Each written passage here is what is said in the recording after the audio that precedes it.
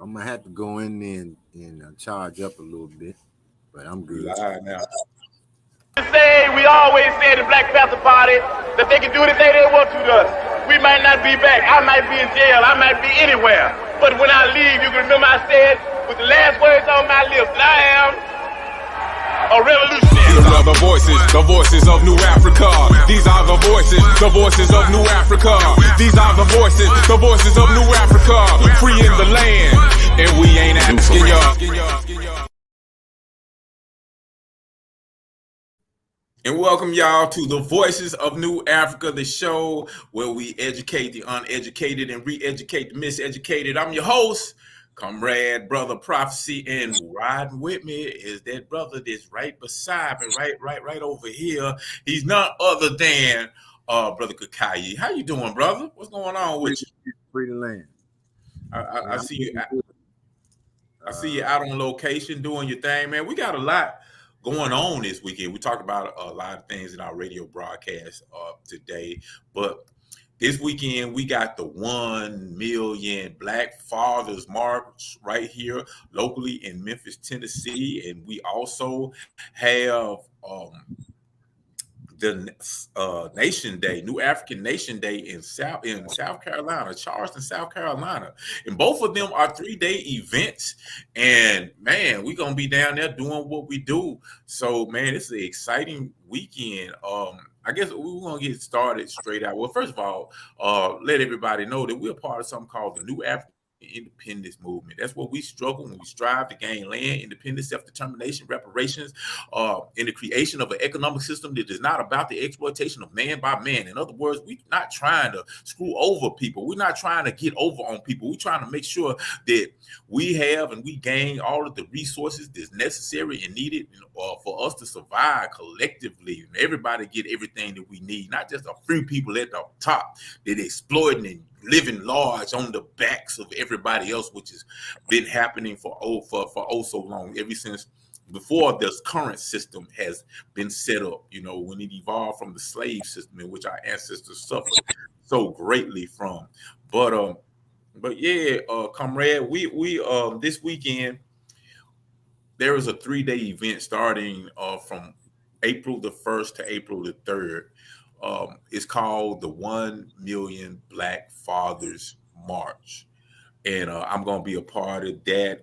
It's going to be, like I said, a 3-day event. You're going to have the first day, something called Drum Major for Justice. It's going to be a parade, an actual march, and that's going to be pretty dope. The second event is going to be a gala, a big dinner. It's going to be in Orange Mound at the Candlelight. I have to look that up to make sure that I can get the proper name of that. But there, it's going to be in Orange Mound, a gala. You can get some tickets at by donating $100 to $parent WAP. That is $parent stand for with a purpose, and you could be a part of the event. And I think Dr. Umar Johnson is actually going to be at that event, as well as on Monday, April 3rd, you'll see the actual march where it's going to start at 4:00. You're going to have several speakers. Me being one of them, I'm going to come up there and I'm going to do my thing. I'm going to cut up. And headlining keynote speaker is Dr. Umar Johnson. And we're going to be talking about Black fatherhood and the need to make sure that Black fathers are back in the home, because I think like 70% of Black households are not headed by Black fathers. They're single parent headed by mothers. And I don't think that's an accident. And it's important that we have Black fathers for Black boys and Black girls, really, to have a positive image, something positive to strive toward, and a positive example, role model of Black manhood. What you thinking about this whole well, first of all, the 1 million Black Father March and the need for us to uplift and bring the Black man back to the household, back to the head of the household, really.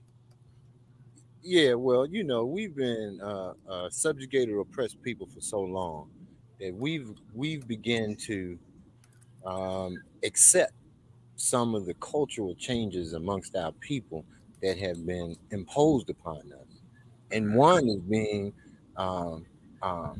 raised in families without fathers.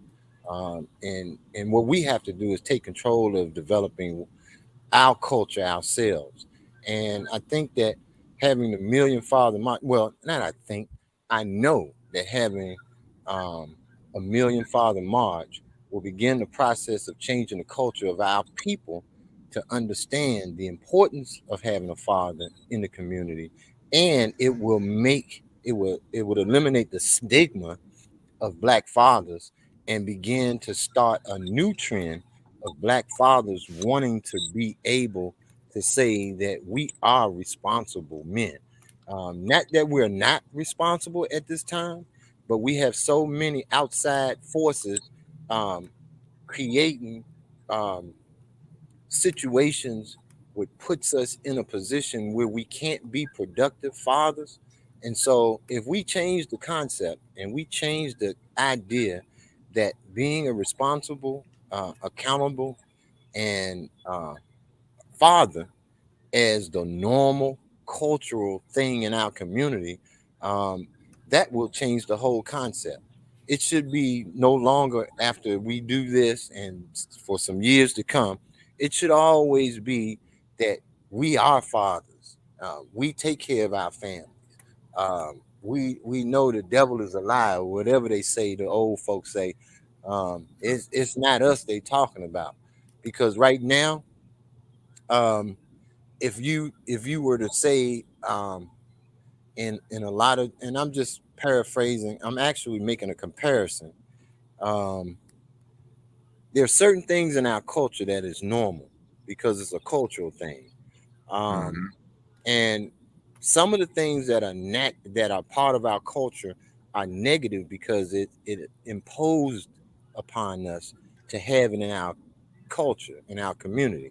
Like, um for instance, when you talk about incarceration or having dealt with the judicial system, any black person in the United States of America can say that they either been involved, especially black men, black fathers, have either been involved with the judicial system, be it a parking ticket or incarceration.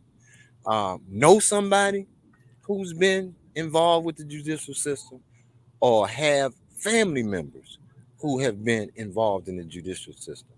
And so we have to understand that this is not an accident, and this has become the norm. And when something becomes the norm, it becomes a part of your culture. Well, we Mhm. want fathers being involved in their families again a norm, a part of the culture, because we've been ripped away, unbeknownst to us. We have been ripped away by public policy. We have been ripped away from our family, from government assistance. We've been ripped away from our families for fighting the Europeans' wars abroad and being killed and led astray. We've been ripped away from our families for so many different outside entities that we must begin to take control and say, no, that's not a part of our culture. We don't want it to be a part of our culture. We're going to come together as fathers, and we're going to start this annual Million Fathers March until it becomes the norm. And that's what we're doing, making small strides to lead to bigger things. Exactly. Well said, comrade. Well said. I mean, first of all, I mean, it's a lot to kind of unpack with this subject of black fathers, because a lot of times we have a tendency to oversimplify it, be like, well, we don't have black fathers, why you can't get it together? But not understanding, not um, acknowledging the fact that the condition that you see within our community is not something that is natural. It didn't organically form. This is something that is the result Right. of a systemic plan, a systemic attack on our community that's been part of a campaign, a war campaign that has been waged on our people for over 400 or 500 years. You know what I'm saying? Because when you look at, just put things in its proper historical context, this is something we talked about earlier on the radio broadcast. When you study history, black people have not always been in this condition. Black people, our communities have not always suffered from the self-destruction that we like to talk about all the time and complain about. Like, Lord, why we always killing each other? Why we always this? Well, this has not been the natural condition of our communities, even though we've been through all type of horrendous attacks from the period of in slavery to today. But like I said, it has not always been that. It's been the result of external forces attacking and infringe upon our communities and taking away our livelihoods, our ability to do for self, our ability for self-determination. I see you just cut out there, comrade. I'm guessing he coming back. But this has been the result of things. I mean, when you look at what has happened within our community, you take a people who was once independent, who was once free, who once had control of their own lives and their own destiny, who had self-determination, who had their own land, their community, nation, and race, had all of those things intact, their history, their culture, everything intact. You take those people and you kidnap them, whether they were sold from other slaves or they were physically kidnapped. And I see you back on Kanye. I mean, man, I call you Kanye. I'm sorry, but but yeah, when you take the Yay. when you take these free independent people out of their natural environment, and then you force them into a system of servitude, a system of chattel slavery, where you eliminate and you take away, you rob them of their name, their culture, their history, their language, their belief system, their background, their customs, their tradition, and their history, their nationhood, their very lives. You rob them of their mind, their self-worth, their self-esteem. In your own constitution, you define them as being less than human beings. You put them under these conditions where they are absolutely powerless. And you have them under these situations for centuries, not just a generation of two, but centuries, with an indoctrination and a miseducation program that teaches them that they are less than human beings. When then you combine that with, after this slave system ends, it simply evolves into other systems that continue to exploit them, continue to reinforce all of the negative propaganda that has been placed upon these people. I mean, we went from one negative propaganda campaign during slavery, which they told us that we were uneducated, unable to have any kind of real intellectual ability, and that we were just docile animals, like dogs, like pets that loved the condition of being enslaved, and we were the happy slave in order to justify this slave system. And once we rebelled against that and were able to get ourselves out of this chattel slavery system, then they had a second propaganda campaign, which told us that we were just these uncivilized, violent hooligans that needed to be controlled by any means necessary. I mean, after the end of chattel slavery, that form of slavery, instead of them doing like they did Jewish people when the Holocaust after World War II, like with Jewish people, they created programs that eradicated all of the negative, encountered all of the negative propaganda of the Nazi regime. They created educational programs. They created movies, and they banned all of the symbols of Nazism. They made every citizen required to look at movies that were anti-Nazis and told the history of Jewish people and told who Jewish people were from their perspective. They uplifted them. But you compare that with what happened to Black people in America.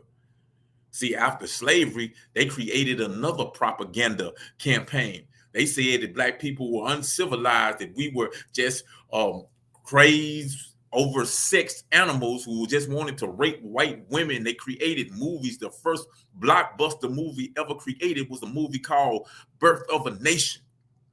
It was about Black people being free after slavery and going around raping and killing white folks. Therefore, it was necessary in this movie that the Ku Klux Klan had to rise to power so they can defend whiteness, defend civilization from the hooligan Black people. And the Black people in this movie were played by white people in blackface. Terrible movie, extremely racist movie. But this movie was so popular, it was even shown in the White House. See, this is the type of thing that our image has been up against. This is the type of propaganda that it is all the way up to the highest level in the White House. And that's what we're dealing with. That's what happened to us. So when you look at the conditions of our community, the lack of fathers, this is something that it didn't just abracadabra happen. It didn't just organically come into play. This is something that has been a part of a long, protracted war against our people. And it has been devastating. So when you look at the community, you know what I'm saying? Not just one part of it. That's just the propaganda. You know, we ain't even got into the laws that were created, not got into the redlining when they pushed our people into these residents that lack the very limited resources that just need the bare resources that's needed to survive. You know, we ain't even got into that yet. And we ain't even, mentioned the fact that the infestation of crack cocaine, which we understand was brought into our community by the CIA. It was purposely brought into our community that funded wars and the exploitation of other people, but led to the devastation of our people, turning black kings and black queens into crack fiends. And then on top of that, when they manipulated laws and created laws that purposely attacked black people who were in a situation in the communities that lacked resources needed to survive, and given this drug, this devastating drug that was mean for economic come up, and then they created laws that target people and lock people up for using the very tools that they put into the community, which led to mass incarceration in the prison industrial complex. You know, we can go on and talk about how our community has been attacked all day. So, I say that to say this: what you see in our community is not a surprise. It's to be expected. It's to be predicted. We understand psychology.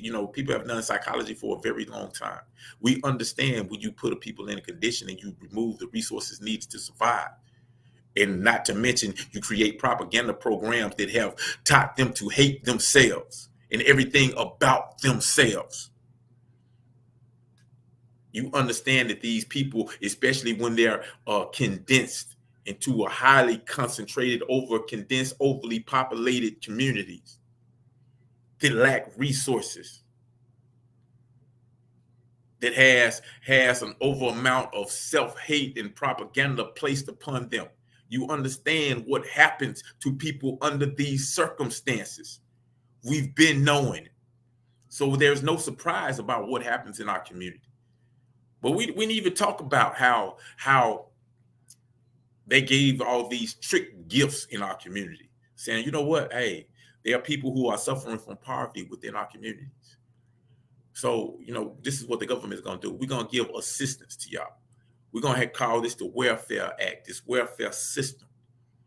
And we're going to give you food, clothing, shelter, give you the things you need to survive, to help you out so you can survive on your own, But we're just going to give this to the black woman. Black man, we can't help you out. And black woman, we're only going to give you these resources if you remove that black man from the household. So something that sounds good, because I think that a nation should take care of its most vulnerable, should give a helping hand to the individuals who are suffering from this system. If you understand how the system operates, this system creates poverty, disease, and crime and violence and all of these type of things. So at the minimum, yes, the government should assist in helping these people out. But they did it in a way that looked good, looked like they really caring, but actually had stipulations that created a devastating effect that actually removed the black man from the household. So now we're looking at that, and we're facing the consequences of this system that has been attacking us for so many years, many decades, many centuries. So you here, comrade? I see you've been busy in the background. Yeah, I'm here. Yeah. Yeah, I can multitask. We are very we are geniuses that they fail to recognize and give us respect for. But yeah, in a lot of our instances, we don't recognize that for the most part, we have the support of the world. If we Mm-hmm. stand up and fight for our rights, human rights, to have our own land, our own independent sovereign nation, our own territory. Um, Even when you talk about the crack epidemic in our community, what most people don't realize is that the it was an international thing that was going on in order for them to kill two birds with one stone.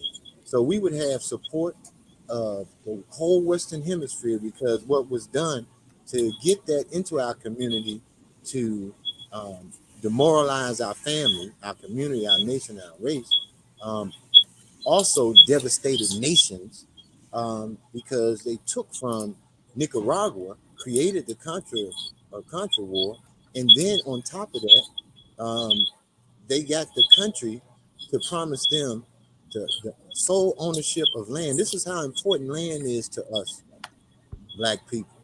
They got the Nicaraguan government to promise them ownership of the land without being charged any money for 99 years. Look up the Mm-hmm. United Fruit Company and look up how they combined with the Boston Fruit Company in the United States, which the United Fruit Company was owned by the great grandfather of the George Bushes, and they Mm-hmm. had a hand in toppling a whole nation of Nicaragua so that they can maintain control of one of the banana republics, Nicaragua, because they were amassing wealth, raping the land and enslaving the people in Nicaragua. Then on top of that, they stole money to sell arms to the Contra by flooding our communities with crack cocaine, and they killed two birds with one stone. Can you imagine the support we would have worldwide with all Mm-hmm. the that they've done to all these different countries? And I'm just saying, people, we got to understand how important this is and how we must, in essence, know how important it is for us to be independent so we can carry out Pan-Africanism on top of that, because we are the chosen people. If you really want to understand who the chosen people are, we are those people. Yeah, and I want to give a big shout out to Danya. I see you checking in, and she said yes, she agreeing with you, comrade. I'm glad somebody agreeing with you. Finally, I'm messing with you, but yeah, free to land to you. What's up to Melly Queen? You always out there sharing and tagging everybody, letting everybody know that the show is on. And if y'all checking in, man, y'all check in so we can properly greet you and we can converse and we know who out there and we talking to. You know what I'm saying? Because it's conversation. I mean, it's not conversation. It's the voices of New Africa, and we all are voices of New Africa. It's not just us, y'all. But yeah, I appreciate that definitely. Melly Queen, she said, free land, comrades and family. How y'all doing today? We're doing Black Tablets as always. But yeah, so this weekend we've been talking about this event that's happening right here in Memphis, Tennessee. It's called the 1 Million Black Fathers March, and it's a 3-day powerful event. And uh, the keynote speaker at the last day of the event, Monday, is going to be a brother by the name of Dr. Umar Johnson. Now, this is a pretty controversial brother. You know, a lot of people have a lot of different thoughts about him, and I'm kind of interested to kind of know how y'all feel about this brother. You know, people who out there listening in. What do y'all think about Dr. Umar Johnson? You know, I'm gonna be speaking at the march also that Monday when I come back from Nation Day, because that's something else we got to talk about because we got Nation Day going on this weekend. But yeah, I'm gonna be one of the speakers, but of course he will be the keynote speaker, so he's gonna speak for more longer than I am. And, you know, he probably better at speaking than I am anyway. But I'm gonna come with that heat, that fire. But um, you. I think my comrade might be multitasking. He got a lot going on, but he's still finding time to make sure that we doing the work. Well, what you think about Dr. Umar Johnson, man? What I think about who? Dr. Umar Johnson, because like I said, what I was saying is It's a lot of controversy surrounding this brother. He's gonna be the keynote speaker at the 1 million Black Fathers March. So I was just wondering, what are your thoughts about him, the controversy surrounding him, his ideology, what he talks about? Uh, yeah, just what's your thoughts on?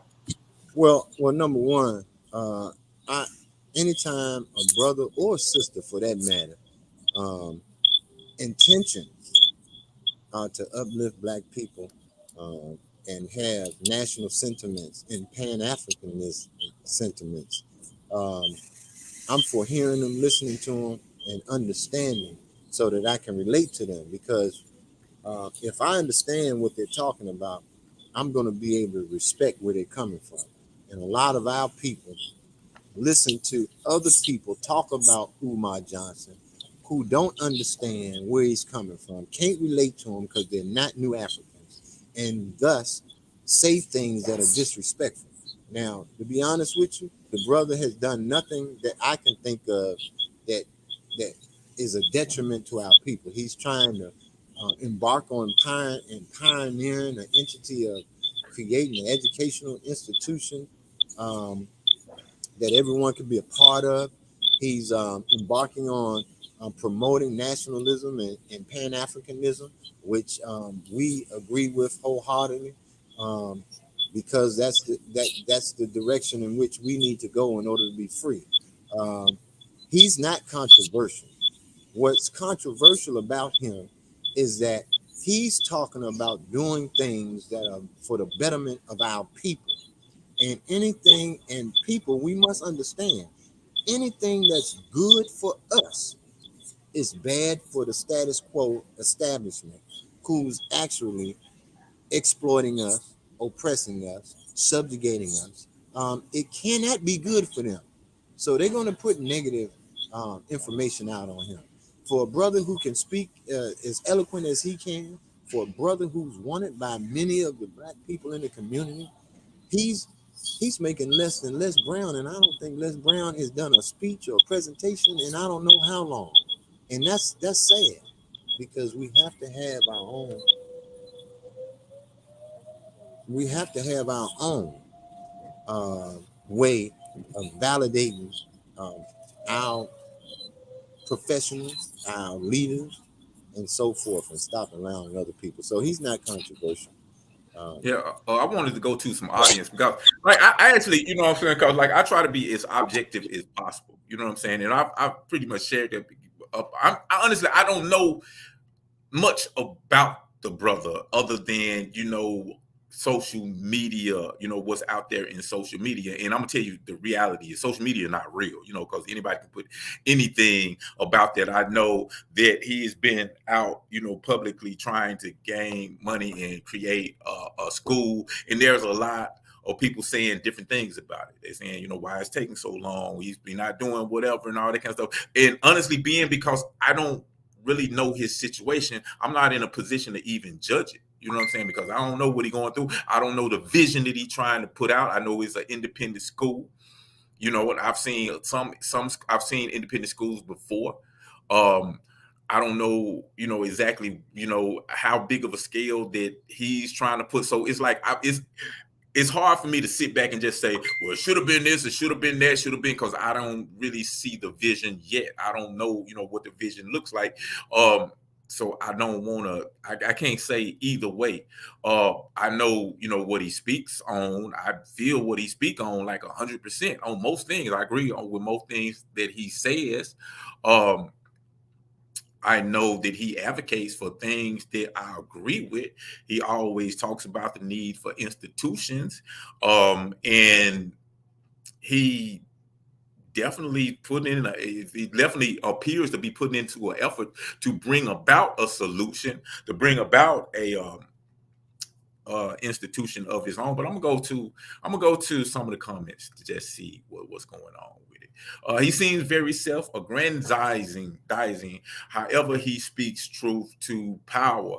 And I understand that comment. I do understand that comment. Especially I picked that up too on some of the things that he says, and a lot of times I listen to that and it goes in one ear and out another, because I be like, okay, yeah, like, so what? Because I like to get down to the substance, like what is he actually saying? And ultimately, when he speaks, his ultimate message is usually, we need our own Black institutions. We need to be able to do for ourselves. We need to be able to get away from this white power structure that has been devastating to us. So with that, I agree with. But I mean, it's like, I've just noticed, it's like he gets a whole lot of negativity, a lot of negative feedback. And, when I first started listening to the brother, I was just listening to what he was saying. I wasn't really paying attention to what he was doing, but I just noticed it was a lot of negative feedback. And I'm, part of me has to ask the question, is that because he reached a certain amount of success with what he's saying? Because he's very effective with social media. He's very effective with speaking. He's able to get a whole bunch of followers. He's able to, go viral, where a lot of us can't. I wish I had that ability to do that, to spread my message, our message, to as many people as he could. And I'm just wondering, being that he has a platform with so many eyes and ears on him, did that bring out a lot of self-hate from us, because like when I first was listening to it, I didn't really even understand the criticism about it, because this was before people was criticizing the school. I mean, I understand if people, have concerns that he raising money and not doing what he's supposed to do on the front of the school. And like I said, that's something that I just honestly don't know, because from what I've heard about him, he got the building and they're supposed to open 2000 next year. Your school's supposed to be open. You're supposed to have people in the schools. I don't, what I'm saying? That's just what he said. So I don't know. But I hear a lot of negative things. I've heard people say things like he ain't even a real psychologist and all these type of things that wouldn't even have any kind of substance in it. So I have to question, be like, okay, is this authentic criticism, or is this self-hate that's just coming out? You know what I'm saying? Is that we just been trained and conditioned to attack anybody who speaks or who speaks against the what's up? But Brother Prophecy, you see how they do us. You're absolutely right. We hear all that stuff about anybody that's doing good for our people. But let's reverse that for a minute. I lived in DC for a while, and you don't hear about this, but the federal government was paying $450 for a screwdriver, $2,338 for a toilet, $500 for an ink pen, $175 for a roll of paper towels. You see what I'm saying? It's a double standard. It's always a double standard. We have to say, you know what? Let him do what he's gonna do, and we'll figure it out at the end. He's either not gonna do it or he's gonna do it. But whatever it is, we gonna give him an opportunity to screw up or make things right, just like we do white people when they run this country and be paying $500 for a screwdriver. You see what I'm saying? Yeah. I feel you on that, definitely. I wanted to go to some of these comments because we getting interesting comments, because like really, I'm kind of I'm trying to be as objective as possible, because it's one, I see the brother and I observe, and there's a lot that I don't know, so I don't like jumping to conclusions about things that I don't know. You know what I'm saying? One way or the other. You know what I'm saying? But I was like, I know, based on what I observe, I kind of got a idea about the brother, but then I see a lot of negativity come, so I'm like, okay, maybe it's something to this. So that's why I'm going to go. So Melly Queen, I know she's real vocal on this. She said, no one is really doing any revolutionary work. He could have been and started at school, just collecting money from our people. He speaks for us, but where is the real work to liberate us? And I guess that's a fair comment, but that's why I always go back is I don't really know. You know what I'm saying? Because see, I've been involved in several initiatives. I've done things. I've created programs. I've done, a lot. And when you're actually in there doing work, the actual work is not done in social media. The talking about the work is done in social media. And just from personal experience, it's like a lot of people can attack us. They can attack the new African independence movement. They can attack anything, especially if you're on the outside. If you're not a part of what you're doing, if you don't see what happens behind the scene. See, everybody see the game. Everybody sees the game. Everybody see on Sunday when the guy throwing the football and the catching and running the touchdown and the tackles. You see that. But you don't see what happened Monday through Saturday when you in the weight room, when you're in the training room, when you're looking at the film, when you're doing all. You don't see none of that. So from your perspective, you can think the only thing that happens is what happens on Sunday. And why I say I'm trying to be objective and I'm not jumping to one conclusion or another, because I don't see. I don't know. I don't really understand what the vision is. And I'm speaking from a visionary because it's been situations, novel, point blank, novel. What you're seeing before today, and this is not the final product of the vision. But when I first had the idea of novel, it's people who work with us right now, who didn't even see it. Like, I don't even understand why you even doing it. I don't see the vision. I love you and I trust you, but I don't see it. You know what I'm saying? A lot of people like that, and a lot of things that I've done, people who don't really see the vision, when I try to explain and say, okay, this is why we're doing this is why we're doing that, and they just didn't understand until the vision was complete. And they was like, oh, that's why you was doing it. That's why you did that together. I didn't understand, because they don't understand it as the process is going through. That's why I can't jump to conclusion and be like saying, well, you know what? He should have did this. He raising this much money, blah, blah. I don't know what the vision is yet. You know what I'm saying? I could be like saying, well, yeah, I can start a school like this. I can start a school like this. Yeah, maybe I can. But maybe his vision is not the same vision that I got. Maybe his vision requires something other than I did. Maybe I'm cool with having a homeschool, starting something small or starting whatever. Maybe I don't know. Or maybe he's full of crap. Maybe he's trying to. I don't know. But like I said, I don't have that information. And as a scientist, it's important for me to not jump to the conclusion one way or the other. You know what I'm saying? And I'm like, okay, he at that point where he's saying the school going to be open next year. Well, I mean, okay, if a school is open next year, that means that he's produced an independent school, that he's created an independent African-centered school. And you understand his ideology and his philosophy, and we don't really have an argument with that. So then I would say that's a very positive thing. So if that happened, that means that we would spend a whole lot of time criticism and pulling down a brother who's doing the exact thing that we've been saying that we need to do. On the other hand, if he's full of crap, it'll show. You know what I'm saying? But I really don't know. You know what I'm saying? And like you said, Meliquin, you said they need to stop talking and start doing some real work. You know what I'm saying? And my question would be, define real work. Define real work. I mean, I guess what it boils down to, Dr. Umar Johnson, is if he's whether or not he's sincerely trying to create a school or not. That's what it boils down to. Is he sincerely trying to create a school or not? Because creating an independent school is real work. You know what I'm saying? So it's like, hey, especially if you're trying to do it the right way, do it, so I don't know, you know what I'm saying? What's and up? it's stuff behind the scenes too that we never see. Like well, I'm just going to use his example for right now since we're talking about Umar Johnson. There's a lot of behind the stuff scenes that you have to do, because as a non-profit organization, you have to get certain things in place behind the scene administratively in order for it to be classified as a 501c3. And then on top of that, you have government regulations, because we're under the auspices of our enemy that he has to work through in order to get it done.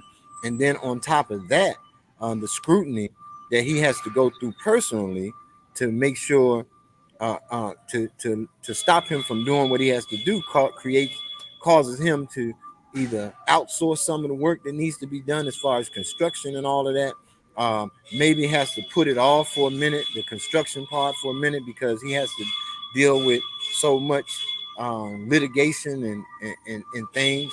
I remember one time they had hit him with so much litigation, it cost him so much money that he um, decided that he would attempt to start the school outside of the country, and then he had to do some things in that country, um, administratively, to get started. And you know, as the work is being done, sometimes there's no visible progress because it's not anything tangible or physical that's done in front of the eyes.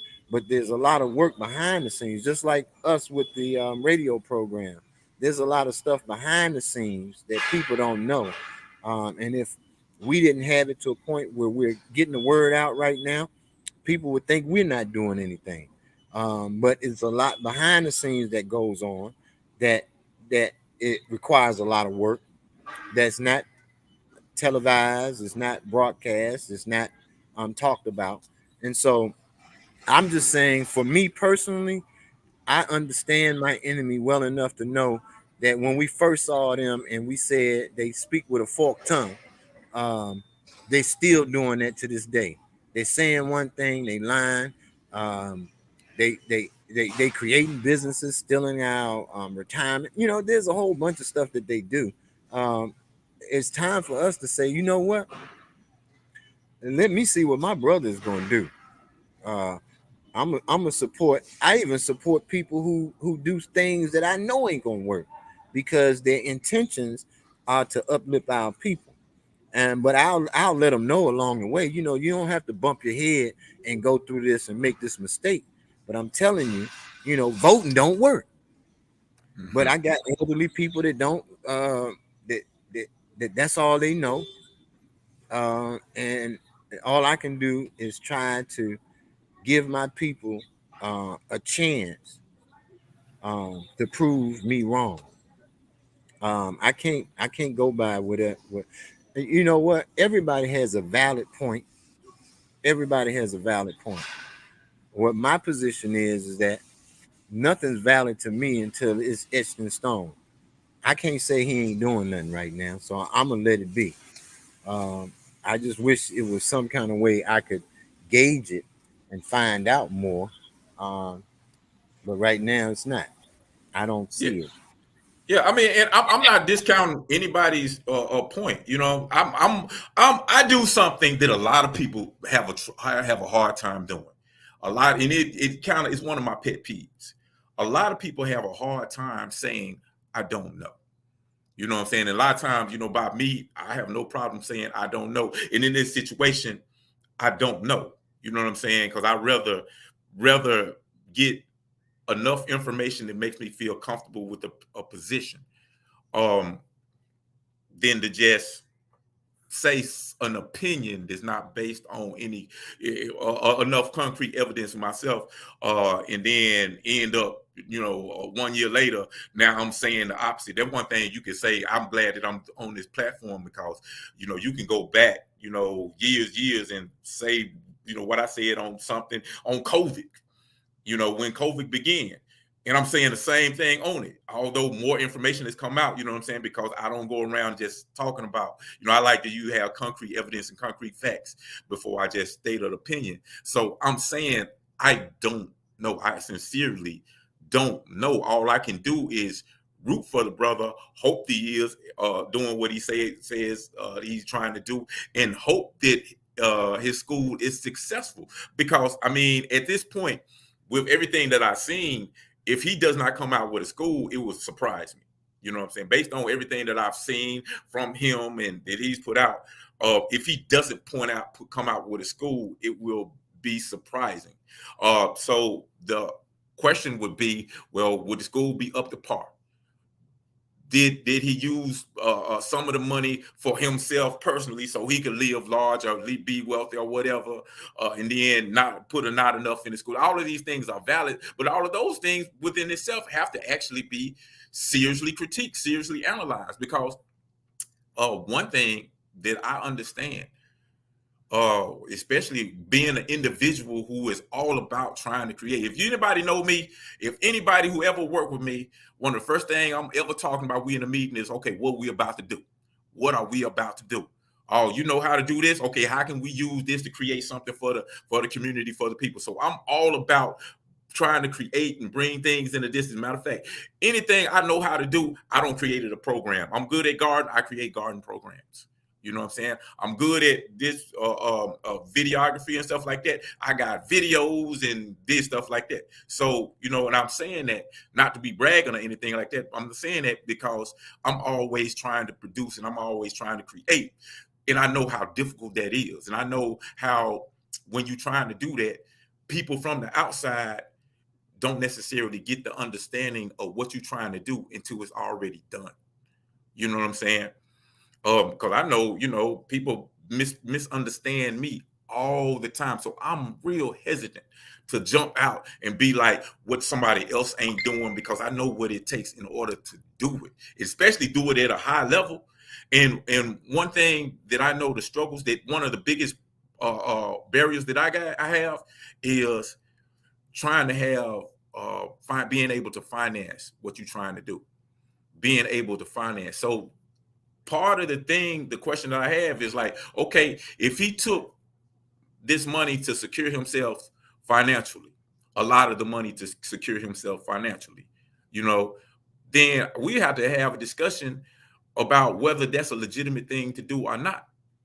You know what I'm saying? Because if you can't live, if you can't survive under this capitalist system, if your economics handicap you from doing what you got to do, then what you're trying to do ain't gonna be successful in the first place. You know what I'm saying? So it's just I'm looking at things from a perspective of things that I've went through, of how I've struggled on some things, and I know that's one of, you know, it's like now it would be better if I didn't have to work so, you know, focus so much on trying to make sure that my family survives under this capitalist system. You know what I'm saying? Everything that I do within the community would be a lot better if if I was rich. If majority of my time wasn't spent on trying to maintain and maintain the economics to secure food, clothing, and shelter for me and my family. I know that from a personal standpoint. You know, I do a lot of things, and a lot of time things that I do, I don't do them for the money. You know, because if I did them for the money, if I was saying, okay, you know, I'm a videographer, I do this and I do that. If I was doing that in order to make a living, a lot of things that I do right now will look differently, because I'd be like, you know what, mortgage, rent, light bill, car note, all of that's coming up. So I got to make sure that I got what I need in order to survive. So I gotta do what I do to make this, you know, make this money. That's kind of what capitalism do. You know what I'm saying? That's one reason why I don't really do this. I don't use that as my primary means of economics. So I can take my craft and my skills, and I can build and I can produce how I want it to. And I don't feel pressure to try to pay a bill with my videography. I can just, you know what? All right, yeah, I'm doing Nation Day commercial right now. I'm gonna do this right now. You know what I'm saying? I'm gonna do some novel stuff right now. I'm not worried if people have sponsored the show, because I'm not dependent on sponsorship to make us ride. Now, if we did all that stuff, our stuff would grow. We'd be bigger and better. Ain't nothing wrong with that. That's probably a smart thing to do, you know. But that's just, you know, that's not my strong point. And I say all of that to say, you know, if I see an individual who's doing it on a large scale, who's able to reach the type of people that they are, is it wrong? And I'm saying this from a place that I don't know, but is it wrong to make sure that your finances are secure? You know, because I heard someone say, what's the brother who did the Hidden Colors? They said, well, he ain't really doing nothing for the community. Another individual that I don't really know much about. You know, I just know, okay, I like them documentaries he put out. I like the documentary that he put out. That's kind of dope, you know. But I hear people say, well, he ain't doing enough for the community.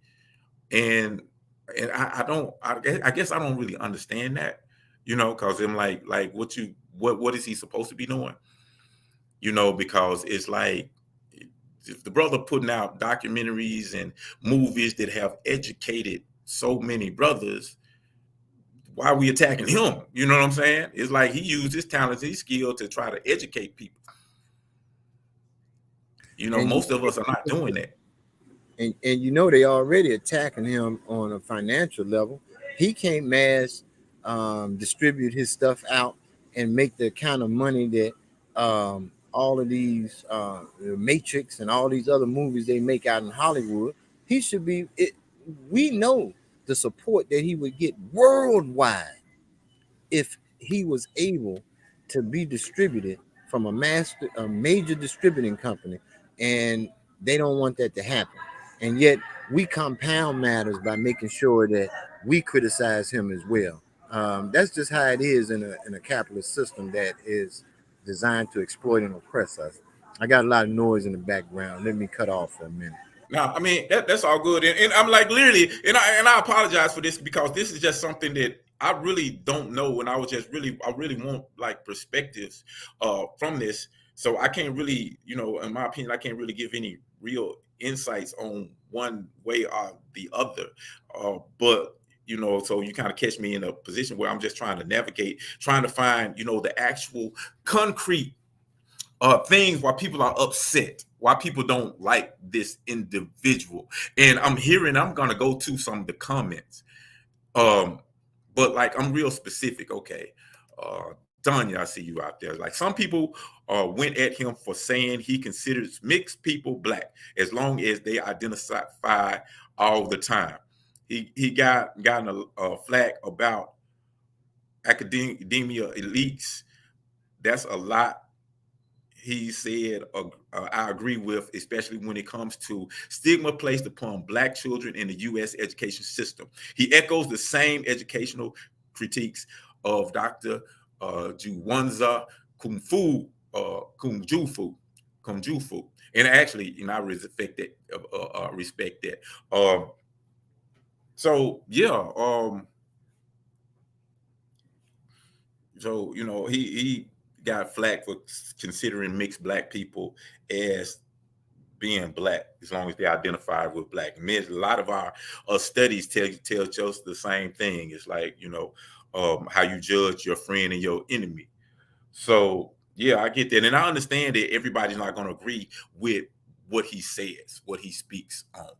I mean, because everybody's don't agree with me, don't agree with us, don't agree with the Republic of New Africa, the New African Independence Movement.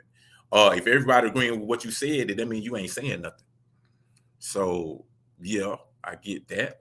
You see, I put them all in the same category. Toy soldier revolutionaries. Look at the real revolutionaries from the real Black Panthers were doing real work. Okay, I get that. I get that. I guess I'm looking for the criteria. I'm trying to figure out what's the criteria.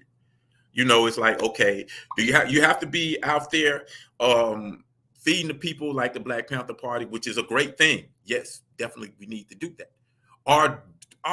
Do we have room for people to contribute in different ways? For people to say, this is my skill set. This is my skill set, so therefore, this is how I'm going to contribute to the revolution. Because, like a lot of people, I ain't gonna lie. There are people that I know that be like saying, "Brother, you don't do nothing. You don't do nothing." They don't have any idea about the things that I actually do. You know what I'm saying? They don't know everything I do, and especially right here in Memphis, Tennessee, because you have a lot of fractions of consciousness.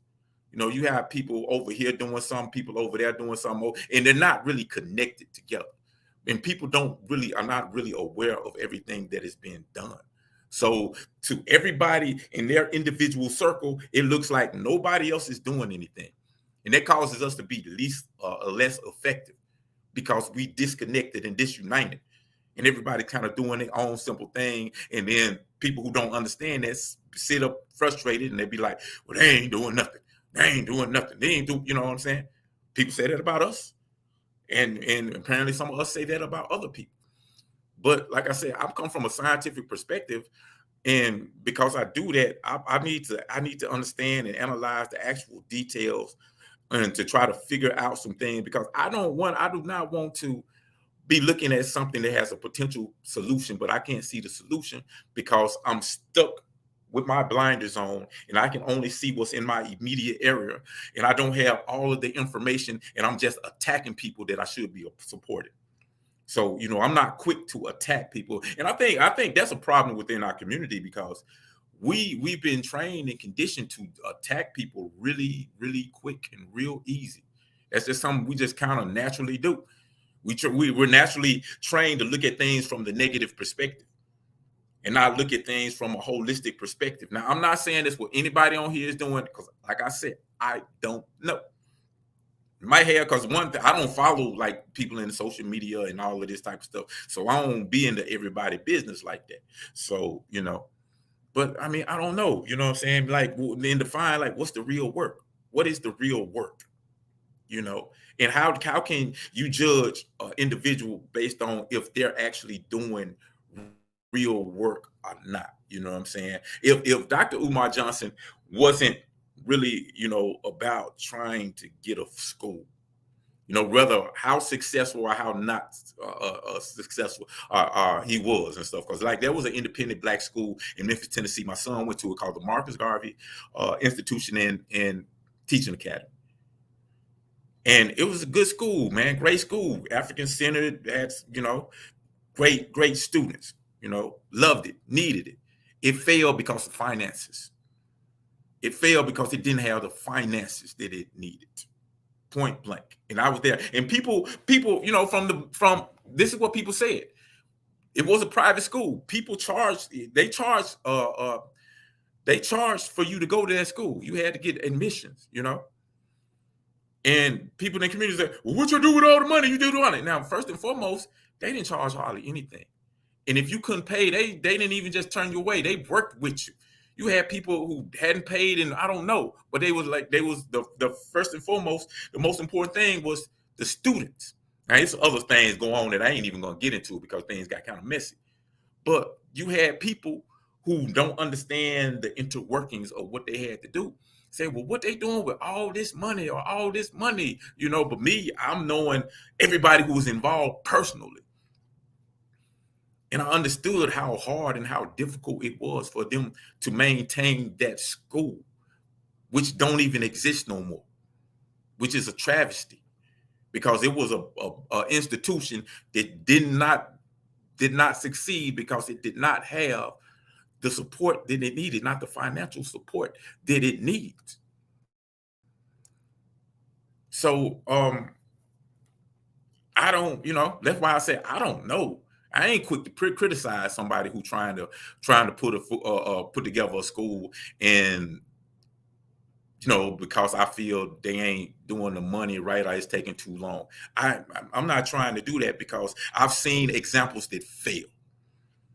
And once you see examples that fail, then you can't look at somebody else and say, well, why you ain't doing it this way? Well, maybe they ain't doing it this way because that way failed and they're trying to succeed, And like I said, I always try to put a positive, look at things from the positive aspect first, But like I said, I don't know.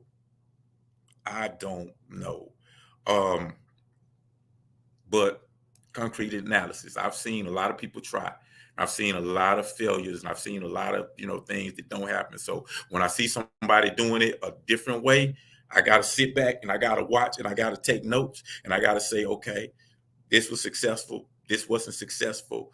Let me see how this going to work out. So I don't know, And I apologize because I'm saying I don't know a whole lot, because I don't know.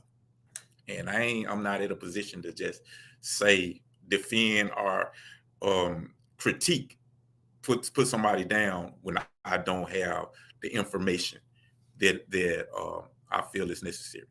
When I do have information, yeah, I'll come from you. I'll come from you, and I'm gonna come for you hard, because then I know, But right now I don't. Let me see. I see him like I see Tariq Nasheed, the NBPP, New Black Panther, or the New Black Panther Party, and others who are talking a lot and not really doing any real work to liberate us. I'm gonna tell you a secret. There are people who put the Republic of New Africa in that same boat.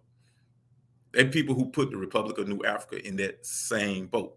So the question, what I say is, are we one of those people? Sincerely, are we one of those people?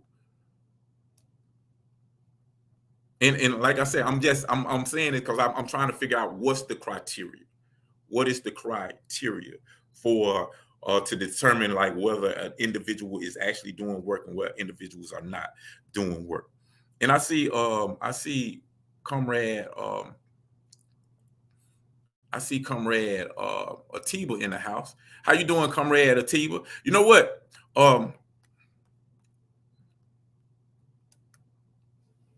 If you out there, if you're able, I'm gonna shoot you a link and I'm gonna ask you if you can come on to the show with me, because you've been out the loop for so long. So anytime I see you checking in, I want to get your perspective. So man, I'm gonna send you a link, and if you're able, man, come to the show and share y'all perspective. I'm sure everybody would love to hear from you. But yeah, man, you got anything? Because I know I'm kind of rambling because I don't know. I wasn't even meaning to talk about this. It just was on my mind, and I wanted to get some input about this. But yeah, When you talk about not knowing, I'm like you. I really can't comment on not knowing concretely what somebody is doing or not doing when I don't have all the details. Um, but I'm more in inept to give my people the benefit of the doubt, like us as a people have been given Europeans the benefit of the doubt with no questions asked. Um, and so I just want to change that whole mentality in my mind and say, if I was raised and conditioned to believe that I can give Europeans the benefit of the doubt, I have to forcibly change my mindset to give my own people the benefit of the doubt, only because I know what we've gone through as a people. And if we say we're going to build a nation and we screw up, I don't care who it is, everybody that are new Africans should give us the benefit of the doubt that we're going to do our best to create an independent, strong nation that's beneficial for us. And if we screw up, then we deserve that after being oppressed for 455 years. We deserve the right to screw up if we screw up. You screwed up our lives for 450 years, and we gave you the benefit of the doubt. And some of us are still going into the voting booth, voting to give you the benefit of the doubt again. And we already know that all remedies have been exhausted. And the old saying is, if you keep doing something, the same thing over and over again, expecting different results, that's the definition of insanity. So I'm doing something different.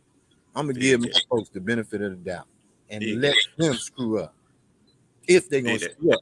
But I don't dig that. think they will. I want to play that. And Tiva, I see you out there. I'm about to bring you on in just a second, comrade. But I wanted to deal with this topic right here. And I'm going to play devil's advocate on this, just to, just throw out some perspective on it. Middle Queen, the Republic of New Africa has people that are like them. But our leaders are doing real work. I will defend that every day. All right. You know what I'm saying? I got it. Okay. All right. Now, if I wasn't in the Republic of New Africa, I would not even know what the Republic of New Africa is. And this is not just a perspective from me. This is perspective that I hear all the time from individuals who are doing work within the Republic of New Africa. This is the criticism that I get about the Republic of New Africa. Don't nobody even know. It's been individuals who've been on Melly Queen's show dropping knowledge, who were well respected in the community. They say the Republic of New Africa, don't nobody even know we exist. We ain't out there with the people. We ain't doing this. We ain't doing this. I hear this all the time. Now, like I said, if I wasn't in the inside and didn't know what's going on, I would probably roast us. I would probably be saying, "Oh, you doing all this talking, but I don't see you doing nothing. Give me one Republic of New Africa institution. Give me one hospital. Give me one school. Talk about building a nation. I don't see a neighborhood. I don't see a community center from the Republic of New Africa. You know what I'm saying? And understand, I'm playing devil's advocate. You know." Now I can easily say, okay, yeah, I can point to what this person doing. I can point to some concrete things that other people are doing. But what the Republic of New Africa doing? See how easy that is? You know what I'm saying? And I've heard individuals who are part of this. Matter of fact, I've talked to elders within the community, and I said, you know what? I'm gonna do a campaign, a commercial campaign, to tell people to pay their taxes. You know, to do taxes. Our taxes, Republic of North Africa, just $5. They say, no, don't do that yet, because we don't have things out there concretely for to be asking people for their money for. That's what an elder told me. You know, now I understand because I'm behind the scenes. I see the work that's being done. I know the work that's being done. But with all honesty, if you ain't in there, would you know? Would you think?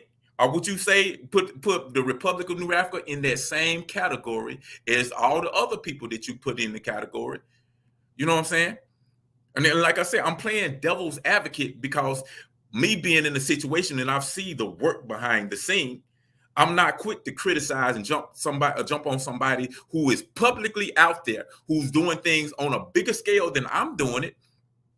I'm not quick to try to tear down them or criticize them when I don't see what's behind the scenes or what they're doing and how they doing it. That's just, you know, my perspective in a way to think about just you know, how I think about things. And Brother T, how you doing, comrade? Free land, comrade. Free land. Can y'all hear me? Can you see? Yeah. You in there. I'm bringing you on because, like, actually, you know, I didn't have no point, no reason. I did not mean to be talking about this. It just kind of happened because the 1 Million Black Father March is happening in Memphis, Tennessee this week, and its keynote speaker is Dr. Umar Johnson, and I know a lot of people got a lot of negative things to say, and I'm really just trying to figure out where it come from. You know what I'm saying? I'm in between because I don't know. Like, everything I know from the brother is he trying to create a school. Been trying to do it for a minute. He said he got the building and it's supposed to be open next year. And all I can say is I hope it works. I hope, you know what I'm saying? But I don't know, I don't know much about him to say either way. But a lot of, people, say he ain't he's misusing the money or running the game or all the negative things he's saying. So I was just wondering, what's your perspective on it?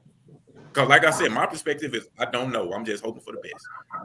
Okay, well, it's really my first time hearing about it, the particular event that took place.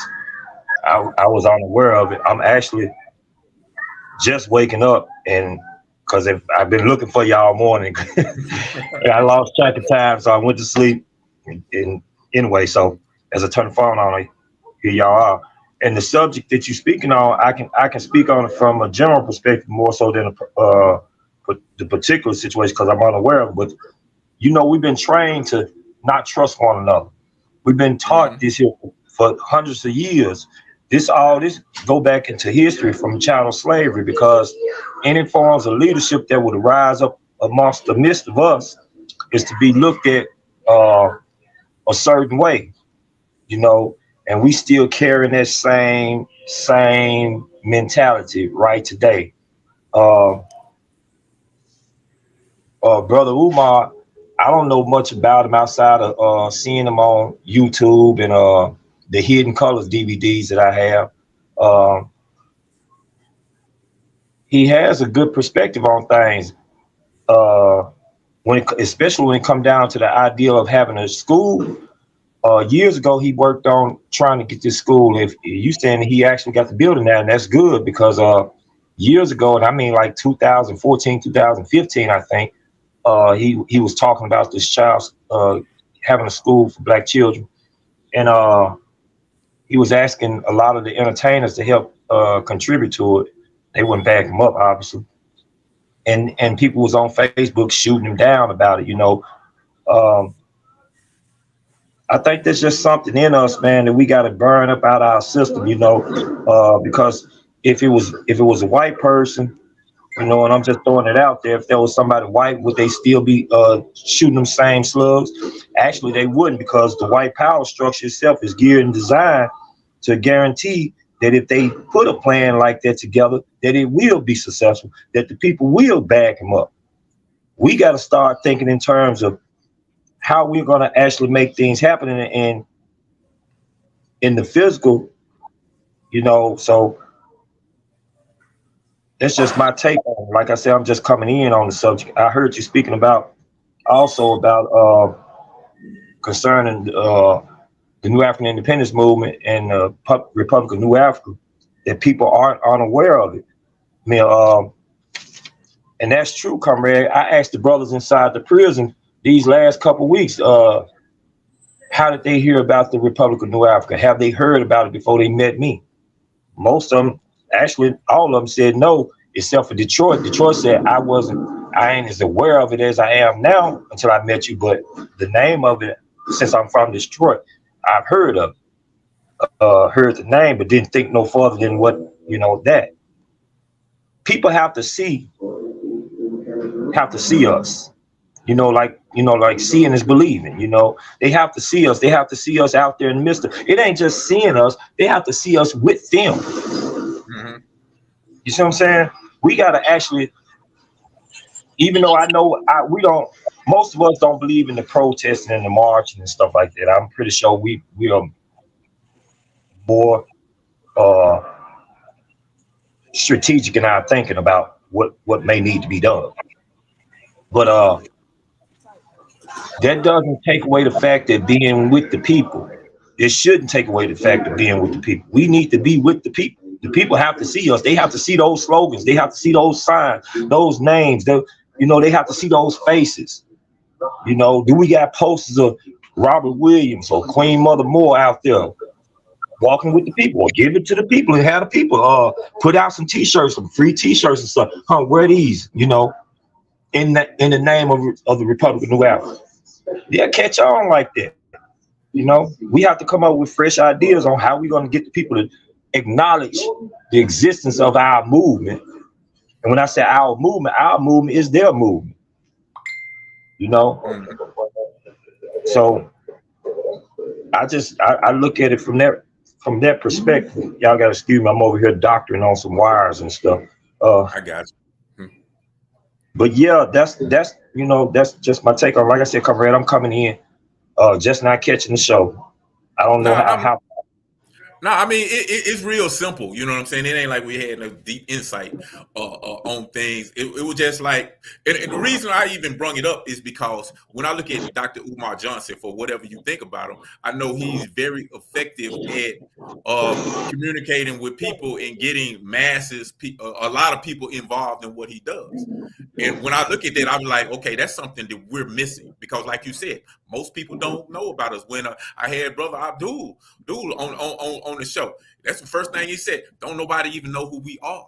You know what I'm saying? So, and that's a real critique of ourselves. And I'm like, I'm always thinking about problem solution. So how can we stop? How can we change that dynamic? And just looking at observing individuals who have somewhat similar ideology as we do, who has been able to gain a certain amount of recognition, momentum, they get attacked. You know what I'm saying? And they get attacked on, well, they ain't doing this, they ain't doing that, they ain't doing this, and they get attacked on all of these things. And I'm like, okay, if we are to gain momentum ourselves, then I can almost guarantee you we'll be put into the same boat as what's his name, Tariq, the Hidden Colors brother, and Dr. Umar Johnson, is all this. I'm pretty sure we automatically would be. You know what I'm saying? And that's why I brung this subject up, because I was trying to really analyze Dr. Umar Johnson. Really, I was trying to see if I can gain maybe some insight to something that I didn't know, that I could be like, oh, okay, yeah, this is where he messed up. This is where he made a mistake. This is where he's clearly screwing over the people. And the only thing that I'm really I'm really seeing is he's getting money from the people, and he's not producing at the rate that people want him to. you know. And from me personally being somebody who do stuff, who actually produces things, who create things and stuff like that, I'm like, okay, that's really easy to misunderstand, because I mean, honestly, Things people don't work like misunderstood that. things that I've done. You know, I'd be like, hey, this program is going to take this, this, and this to work, and this is what we need. And I mean, just recently, I don't even want to throw it out like that, because, you know, but I've worked with organizations. I'd be like, okay, yeah, we can do this, this, this. So, and the third, they was like saying, well, you know what? We on a time restraint. We need to have this done, blah, blah, blah, blah. And I'm like, okay, well, I rushed it, got it done and all this kind of stuff. And then they say, well, you know what? Things have changed. You got to change the whole thing. And I'm like, well, like, damn, you know, like from my perspective, I told them initially, we need to take our time, get all the information, get everything in, and then go through it so we can do it the correct way. They didn't understand it because they had no idea how the process actually worked. And because I'm going by the advice on somebody who don't understand how the process works, and they looking at me like, oh, you just kind of BSing, then, you know, I did a whole bunch of work basically for nothing. So that's how I kind of look at it. And I'm real cautious about, you know, attacking people, because if he's successful to this, then we're going to have to analyze what he did. We're gonna have to use his blueprint to do other things if he's like really successful, and improve upon his blueprint. You know, Right. I would wish that he is, because, you know, to me, I just see it as another step forward. We got to have something that we can show. You know, people need to see us. People need to see us doing more than just having fundraisers and cookouts. You know what I'm saying? They need something that's going to be there, that's something that can sustain time, you know, instead of just being a day's event or a couple of days or whatever. We need something that we can look to and say that is ours historic. I know the brother always speaks about, I'm speaking on Detroit, you know, because he's Nation of Islam. He always speaks about the progress that has been made as far as things particular when dealing with institutions that's built for the Nation of Islam or within the Nation of Islam. And those things took time, though. And then you have to look at your leadership at the times. At those times, you had people, Elijah Muhammad and Malcolm, come into the picture. These people was monumental and big, and I don't know if they was so big at their time, as more so they were big after their time. But it did take some time for them to build the things that has been built, you know, and that's the same thing with us.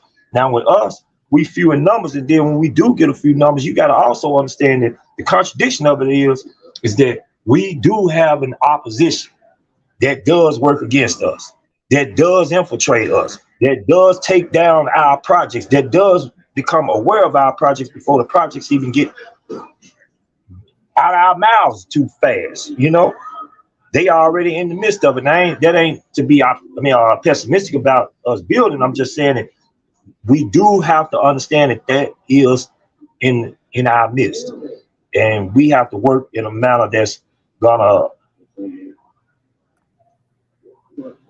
keep us going forward, even though that is an obstacle or something that does block our passage. Our strongest problem is keeping our people aboard when they know that this is in the midst of us. You understand what I'm saying? Once people find out, damn, y'all got all kind of agents around y'all. Y'all got all kind of people shooting y'all project down, or you got people that came in and did this and did that. It tears down the morale and the belief that the people have in you. And we have those things in our presence that we're trying to fight against. And another thing, comrade, I think this is really important. This is the reason why I'm really careful about just shooting people down too easily when I don't have the information. We all understand the counterintelligence program. And we've studied, like I've had the honor to do a project with a brother by the name of Elbert Big Man Howard. He was one of the original members of the Black Panther Party, one of the original 6 members of the Black Panther parties. So it's like, if we are already conditioned to just naturally snap and critique and bring each other down, that's easy as hell for a counterintelligence program to swoop in and just cause you to work on you. because that Yeah, means you're gonna act off emotional. You guys gonna be all right, it takes is one person to plant a seed. Oh, he taking your money and he having lap dance and he screwing this, he doing this, or he doing it with your money. And that thing you don't picked it up and run with it, and the infiltrator, they gone, and we carrying on the program ourselves. That's why, like I said, I'm really careful because as scientists, we understand. Okay, we gotta have data. We gotta have information so we can make an informed decision. It can't be based off of emotionalism. One way or the other. right, It cannot be based on emotionalism, period.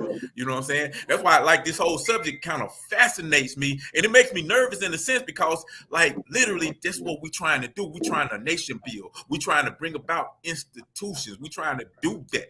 And I've never done anything on a really, really large scale, a big scale. You know what I'm saying? Most of the gardens I do, they're like urban community gardens, like something you can do. You know, I've created a gardens you can do in your apartment complex. You can feed your home in your apartment complex. You know, little things like that. But I ain't never did a massive farm that was designed to feed an entire city. You know what I'm saying? We ain't never did these type of things. But these are the type of projects that we're going to have to enter into if we talk about seriously about building a nation. You know. right. And when I look at Dr. Umar Johnson, I'd be like, okay, you know what? He was able to get all this support for what he's doing. We got to be able to do that.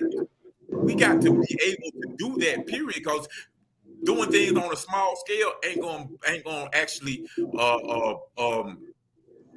is not going to actually create a nation. Hold on, let me see. Actually, logic stems from intelligence critiques and emotional intelligence. It's a polymath concept and innate to humankind. Expand on Let, that. Did you understand what she said right there? where you at? Right there. It Okay, said, it says actually logic stems from intellectual critique and emotional intelligence. It's a polymath concept and innate to humankind.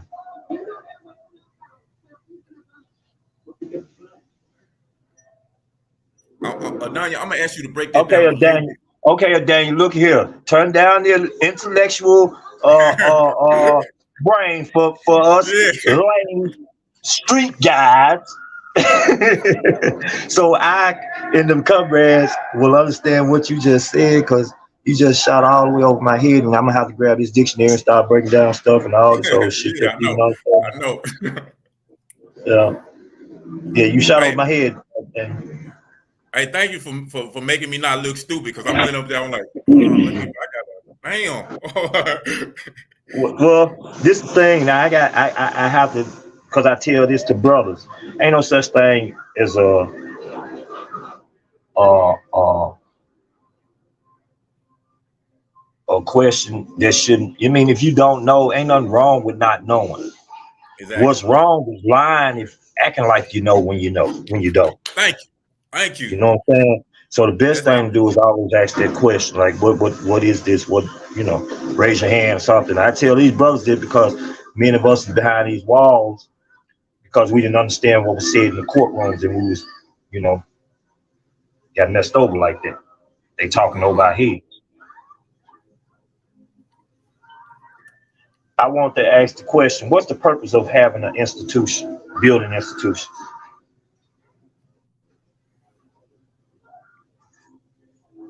What I'm saying is discernment stems from intuition and intellectual capacity. We should question what we don't know with certainty. You know what? That's a good thing.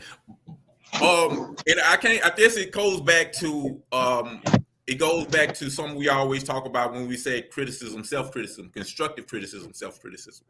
And a lot of the criticism that I see on Umar Johnson is not necessarily constructive. Because I hear people, even you probably look at this feed right here. Look at our comments. You will hear people say he ain't doing shit.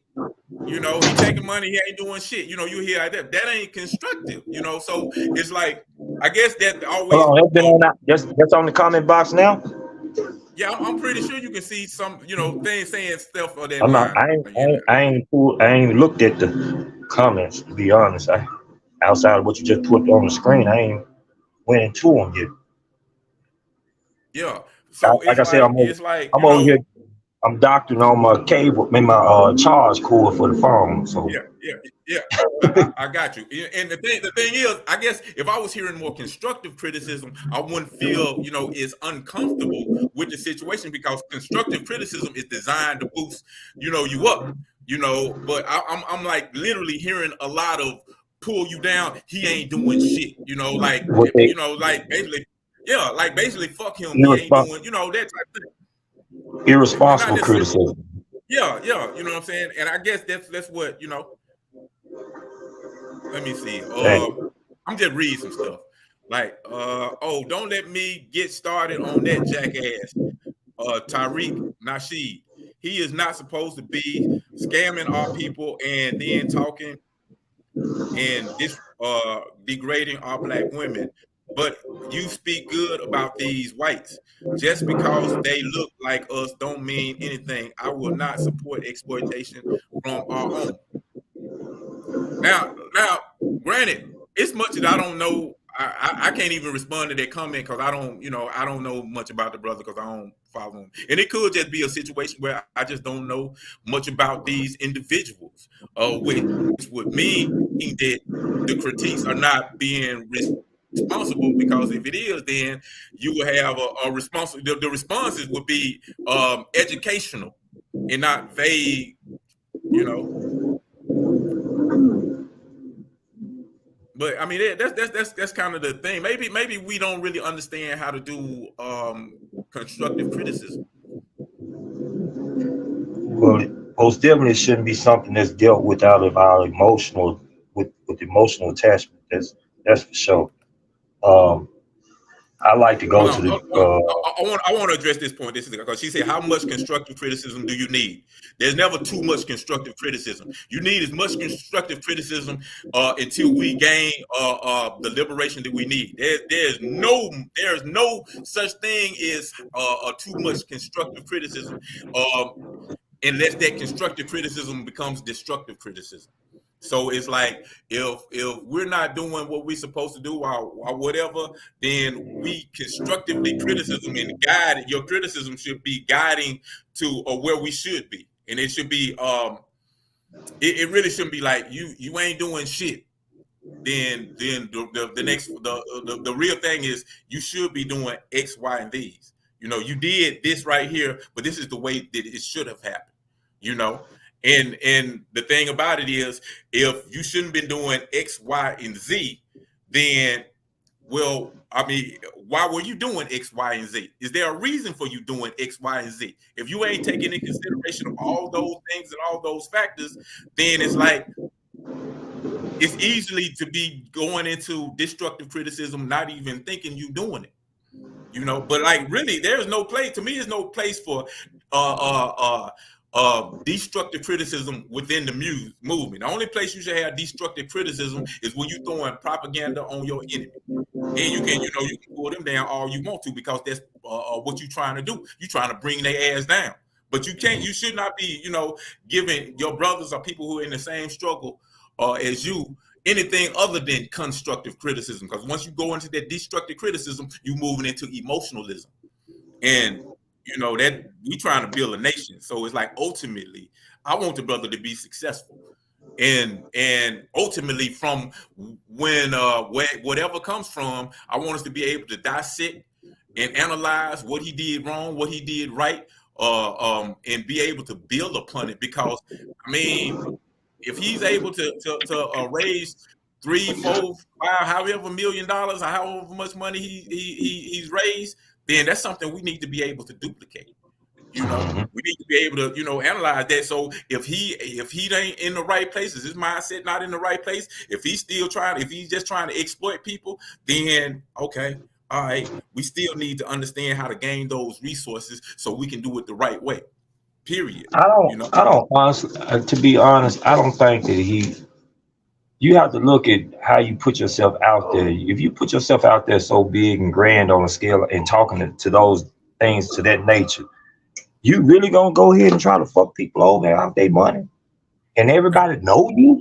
Everybody know what you done just said. This is what I'm doing. This is what I need y'all help for. This is what I'm. Everybody know your ass, especially if they sent some money to you because they believed in what you were speaking on. I don't think you'd be that damn stupid. Because where you gonna hide? You think you're finna go and enjoy that money? Mm-hmm. People gonna get at you in some shape, form, or fashion. If nothing else, the United States government gonna do it. They showed you what they did with Garvey when he raised the funds to Hey, for the, that's a good example, comrade. Because let's study Garvey. Because yeah. basically, you can take Garvey and Dr. Umar. Not saying they're the same level or whatever, but But you can really look at them, and basically the people looked at Garvey the same way. The they exact did the same they way. did They the said same the thing. way that they talk about And, Umar Johnson is the exact same way that they talked about Garvey. So the question that right. I would have, if you lived in the time of Garvey, would you be one of those people who saying he ain't doing shit but stealing their money? Would you? Because literally the You want same thing that's said about Umar Johnson is the same thing that's said about Garvey. What you saying, bro? you want to know? See, the thing about it is, we have to read philosophy and opinions. They got the whole case log in that particular book, right, about what happened with Garvey and during the court situation. Garvey didn't steal the money. It was those that worked up under Garvey, right? Mm-hmm. So he had a faulty staff, all right, but he got the blame for that faulty staff because his name was attached to the program that they was putting forth, which was the Black Star Liners, all right. Like as I once said, and I think y'all was saying it too earlier, we've been conditioned to not believe in ourselves. That's the same thing we've spoken about when we talk about waging a revolution. We have to come up with the first thing that we have not did, and that's have confidence in ourselves that we can do it. Mm-hmm. This brother here, Dr. Umar Johnson, is trying to emulate the same steps that Garvey did because guess what? He considered himself a Garveyite, right? Mm-hmm. And so if you know what Garvey did and you're saying that you're a follower of Garvey, then your job is to build institutions because Garvey said that we went about throughout the world looking to see where was black people at in the world, and he seen everybody else with presidents, ambassadors, and all. He said he turned around and said, "Black man, where is your presidents and ambassadors and men of big affairs and stuff?" He said, "We didn't have them. I will go out to build." All right. It meant that he would have to put together institutions. That's why I asked the question: what is the purpose of building institutions? Institutions is the places that we store our knowledge so we can pass it on, so we can build from it and continue to build from it. Because what we start today may have to be taken over by the next generation. And that's the whole thing. And they can't take it over if you ain't left nothing behind for them the blueprints for them to follow. What we are doing right now is trying to stand up on the same blueprints that our ancestors left behind in the New African Independence Movement, right? So with that, we have to just understand this is a time building thing. And most people want immediate results. We've been conditioned to be like gamblers, even though we may not gamble.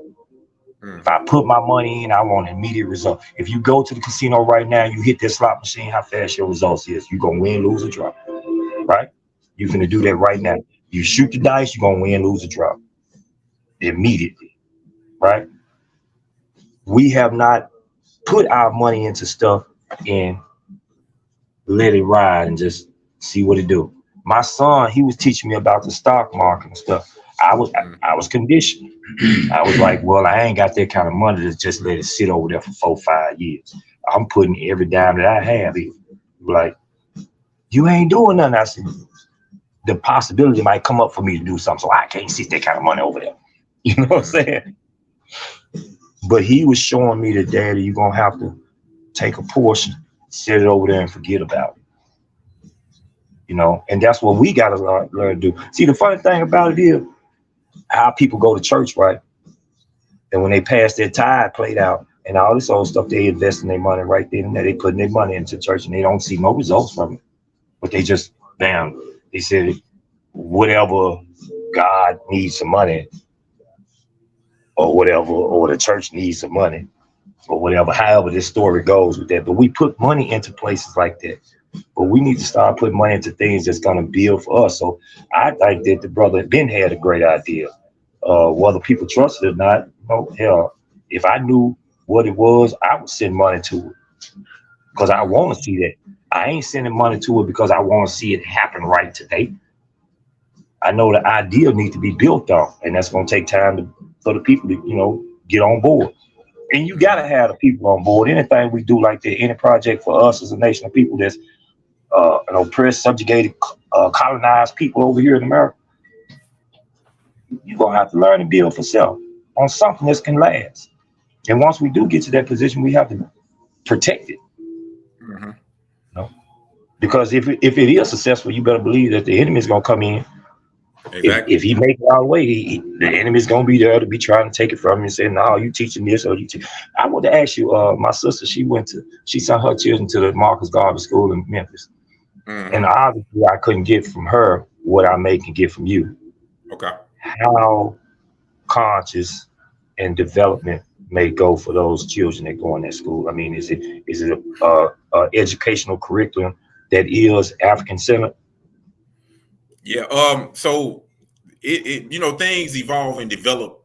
So it depends on what time period she went to. They went to the school. I don't know if you count me, but that school no longer exists right now because of that's a long story, bro. A long, heartbreaking story, a terrible story to make me cry. Let me tell you here. The enemy shut it down. Long story short. The thing about it is, and I guess this is the reason why I wanted this subject.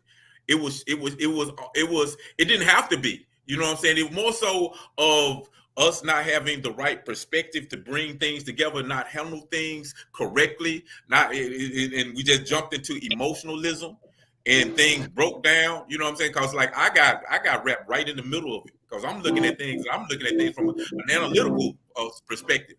So I'm talking to one side of because it was basically a division within. I'm cool with both ends of it, and I'm looking. I'm like, okay, y'all actually saying the same thing, but y'all just missing each other in communication. You know what I'm saying? Because I'm hearing one side and they saying, well, this person is, I'm trying to do this. And the other person saying, this, I'm trying to do this. And I'm like, y'all actually not that far apart. If y'all can get out of y'all emotion, you can come to a conclusion that everybody, that works for everybody. Couldn't happen. Did not happen. I wasn't strong enough to bridge that gap, comrade. But yeah, I mean, it was a high, at one point, the school was, it was dropping, it was on there. But every point, it was always African centered. It was always something that had great potential. Just as sometimes it just was better than other times. But that's where I had my children when it was open until it shut down. It took my sister because at the time, and it was actually my early stages of conscious coming into my consciousness, and I was big on Garvey. I was like, this Garvey was everything to me, and my sister caught me speaking on it, trying to convince them to read some of his books, and she said, I take my children to they go to Marcus Garvey School in Memphis, and like I said, that was in my early stage of console. I couldn't, at that, like I said, at that particular time, I couldn't probably get what I was maybe looking for when I was asking the questions about the school. Was it more so? I was concerned with, was it just in name, like honor Garvey? Okay. No, put it like this. I don't did events over there. I don't done programs with them. Osama don't work, done program. That was one of our institutions. This was us, Okay. Yeah. No, it wasn't. It was Garvey philosophy. So, yeah. I would have enjoyed seeing that. Yeah, you would have, man. Like just talking about it break my heart because I missed that. I miss it. I didn't get a chance to tell the brother Kakaye. I didn't get a chance to greet him, and he didn't get off the show. I've got to get back into the swing of things, comrade. Right now it's count time, so I'm over here trying to hear and whatnot and keep up with them. Yeah, Uh, and free the land, comrade brother Kakaye. You done got off the show before I can tell you, but I don't know if he off the show or he just stepped away or what for a moment. Yeah. How was brother Fadal? For dollars, well, I mean, Kakai, he real big. He usually bring brother Fadali, and he kind of called me at the last minute saying he ain't gonna be able to make it, and I was actually out of town, so I wasn't able to go pick him up before I could, in time for for him to be there. So it was like a miscommunication why he's not on the show. Okay. But yeah, but anyway, man, this been, I only brought this topic up because, like I said, we're engaged in nation building, and we're gonna have to bring about institutions, and we got to do it on a level of a nation. And it concerns me when we so quick to tear down people who actually have a certain notoriety. And I was just trying to see, okay, what's the concrete things? I guess I would like to know more, and I guess I can take some time to do actual research. I guess I was trying to get more of a perspective of why these individuals are getting so viciously critiqued, and nothing wrong with critique. I guess I'm hearing the hate part that I don't necessarily like. Criticism is cool. Criticism is important and necessary, but I'm hearing a lot of things that are beyond criticism. I like you said, irresponsible criticism, and I was trying to get to that because basically what I'm seeing is that's what's going to happen to us. If we're fortunate enough, if we are doing what we're supposed to do, that's what's going to happen to us. So how can we, encounter it? And I don't care like what you say, what you believe, whether Umar Johnson was doing it right or the wrong way.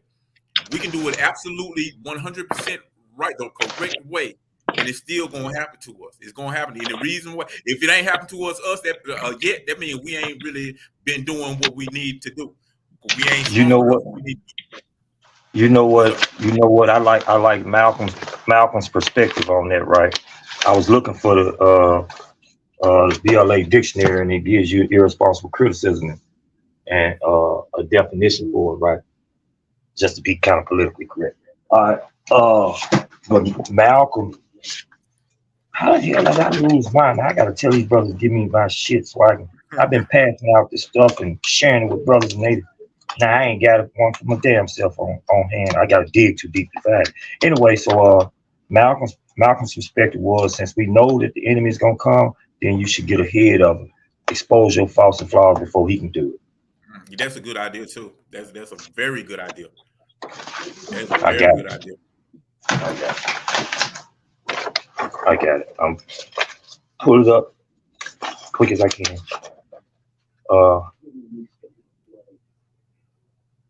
Ideological struggle, irresponsible criticism.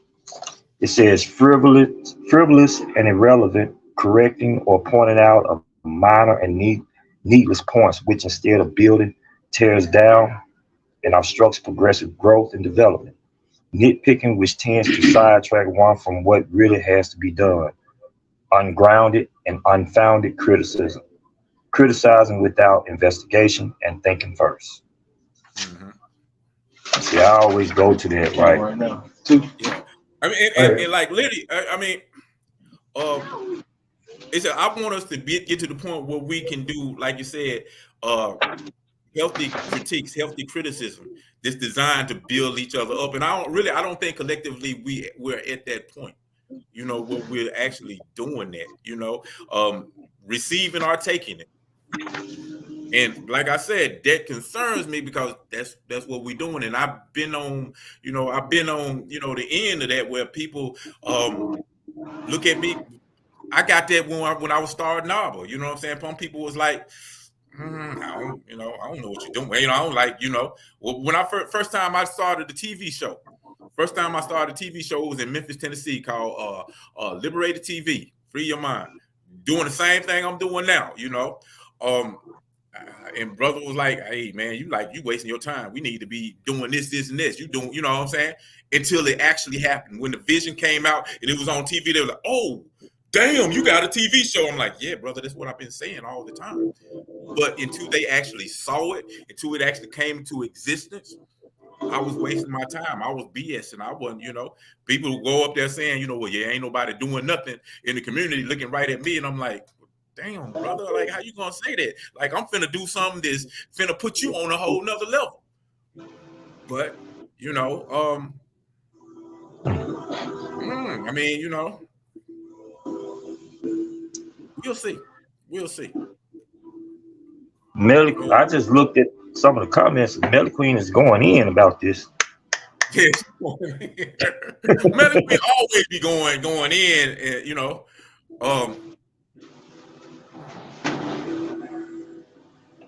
but I mean, one thing I know, and this is something I ain't even talked about. Doing the Nichols, when we had after the Tyrese Nichols funeral, we had that conference, and the New Black Panther Party was there, and a couple of other people were there, and I spoke at it. You know what I'm saying? I did a good job of speaking at it, if I want to say so myself. But we had negative blowback from that. People started talking about because I was representing the Republic of New Africa. I've heard, people come back to me and say, well, yeah, people said this and that, saying the same thing that they said about Dr. Umar Johnson. The exact same thing. The same thing, And a lot of it was at this this event after Tyrese Nichols' funeral. And the thing about it is like, my presentation, because I came with a lot of emotion and a lot of fire, I stood out from damn near everybody else out there. You know what I'm saying? Including like party who started it, who was over the event, and everybody. I was like, people recognize, they remember me. But like I said, I got that same criticism, and I'm willing to be like that. Okay, yeah. I'm the type of person, I didn't get emotional about it. I just be like, well, we got to be more active. We got to be more visible within the community. We got to be more hands-on with the people, because if, when I come out there and I know I'm talking good stuff and the people receive me well, and then I'm getting negative comments about, people get on stage and they say all this stuff, but they ain't doing nothing with the community. I'm like, okay, well, I always take that, even if it's filled with hate, I always try to find a positive in there and say, okay, we got to be more connected with the community. That's like, matter of fact, if you listen to anybody who, what's up? People gonna say that when they don't have an inside scoop on what is actually taking place on certain stuff or certain groups. Like I said, to me, all that is to be expected. And I'm happy you bring it up, because I ain't never even had this subject to talk about, really. With nobody, never even thought about it. I just always expected somebody to have, like we say in the streets, there's always going to be some haters. You know what I'm saying? And it ain't necessarily that they hating or anything like that. It's just that, people are a majority of our people are geared towards seeing and being able to touch the very things that we need for our struggle to move forward. If they are, looking at the struggle. The deeper you get into the struggle, the deeper you understand it, the more you will understand that, hold on, we in the talking stages of struggling. That's the first beginning stages of struggle. We have to convince and win the mindsets of our people that there is a lot of our people don't even believe that they at war with us. Right today, all the internet technology and all this shit out there, and all this shit is being shown, you still got people right today don't believe it. Listen, I get upset with being at this prison. Remember, I was telling y'all, man, y'all need to help me get away from this prison. It got so depressing and it ate at me so bad internally that I felt like, man, I'm gonna have to do something to somebody to get the fuck away from here. My main issue about that is that these racist ass crackers can do whatever the fuck they want to do, either in speaking or in action, to blacks around here. And they, oh, he's just playing. You know what I mean? I'm like, the fuck? I'm saying to myself, man, if you ever step to me like that, man, I'm finna crash out on your ass ASAP. I don't give a fuck about none of this shit. You're not gonna bring that. And it hurt me because I feel like I'm the only one out here that feel like that. Like, damn, you gonna let the folks come like that on you? You know, that's some out. It ain't like they hide. To me, it ain't. They ain't even hiding their racism. They ain't hiding the practices of it. And people are. They don't believe that this is happening. And I'm like, it's happening to you right now. You know, and so it's disheartening. And it makes people, you know, it makes you feel that way. So I mean, we gotta understand that we got a lot of our people that no matter how we struggle, they just ain't gonna believe in us. You know, they not until they can actually see. Some of us will have to actually see explosions and shit going off for them to believe that damn, there is a war. You know, they don't believe that the war is psychological. They don't believe that the war is biological. They don't believe that it's chemical. You know, they will actually have to see some explosions. And even then, they're gonna be like, well, as long as I don't get involved in it, it ain't gonna blow my house up, or they ain't gonna. They think they can sit to the side, and they haven't understood that the first part of that is going to be a question of whether or not. Huh? No, you good. You started breaking up for a second. Oh, sorry about that. And you know what? My signal problem might be as strong. I got a downgrade model. No, I wanted to acknowledge. I'm hearing an echo. Are you hearing that echo, comrade? No, I don't hear no echo. It might just be on my end. No, you probably heard my celly talk. You probably just heard my celly say something because I keep getting up because they doing count. So I'm getting up trying to make sure they see me because I got a curtain right here where they can't. I got you. I got you. But no, this is something else because I'm hearing myself. But no, well, I want to say what's up to Kevin Box. How you doing? This is actually an old classmate of mine. What's up, brother? This is actually one of the few people from my hometown who managed to rise to the level of consciousness in a place where you have very little consciousness. What's up, brother? Box. Good to hear from you. Definitely. It's something I actually want to do, and this is serious because, like, where I stand is, I'm not like pro or con. I don't know. You know what I'm saying? And I'm comfortable with being able to gain more information.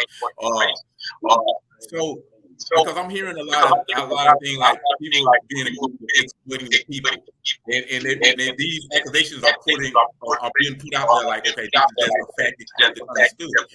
So if I could just hit. Yeah, she said the sound messing up. Yeah, I don't even know. Yeah. Look, your mouth is moving. Your mouth is moving, and your words ain't with your mouth. You get what I'm saying? I had to stop because I can't even catch the words. They were breaking. Let me ask y'all. Can y'all hear Atiba well? I can hear you well now, comrade. Really? Because when you was messing up, I could hear you messing up. So maybe it was you probably was. No, I mean I still hear the echo. You sound clear to me now. That's interesting.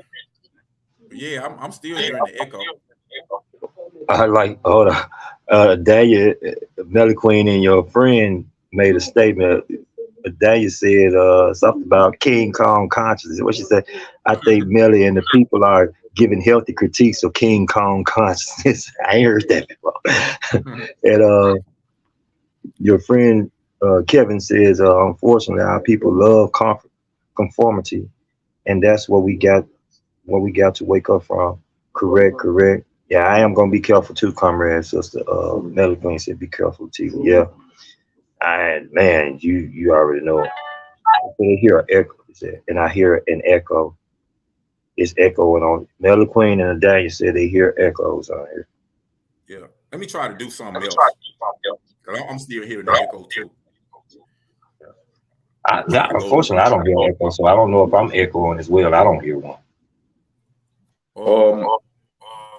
Let me ask you this: Oh dang! I know that made it worse. Say something now. Hold on. Damn, I'm hearing it everywhere. Yeah, I hear it now because you got your double speaking, which and your double is not on cue with your voice. I know. You started laughing, your face was still like this, and after you finished laughing, it started. Oh shit! Technology, boy. Man.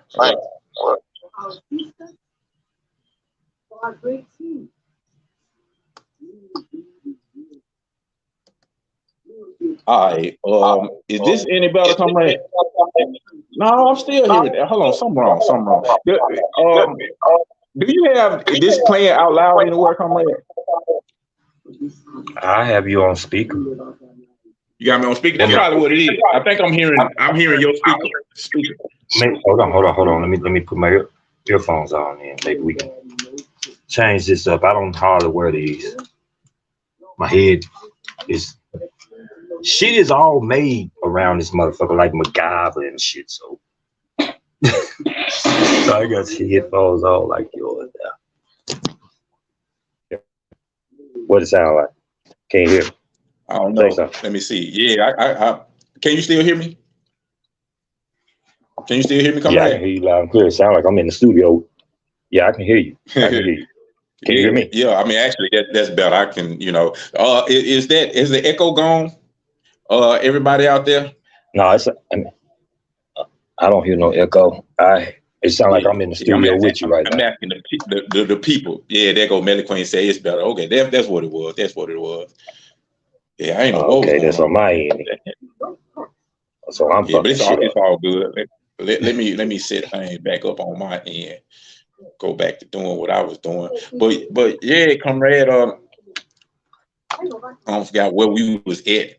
But you know what I mean, for the record, I'm not saying anybody's perspective is wrong or anything like that.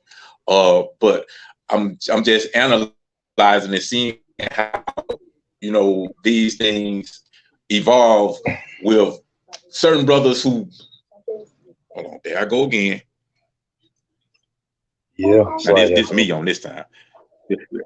Talk to the people. Let me get this straight. You gonna put me out there? I know it's been a while, but I don't know what to say right now. I'm trying to fall in on a subject that I just woke up out the bed, Corey. How about I read some of the comments then and spark the discussion from there.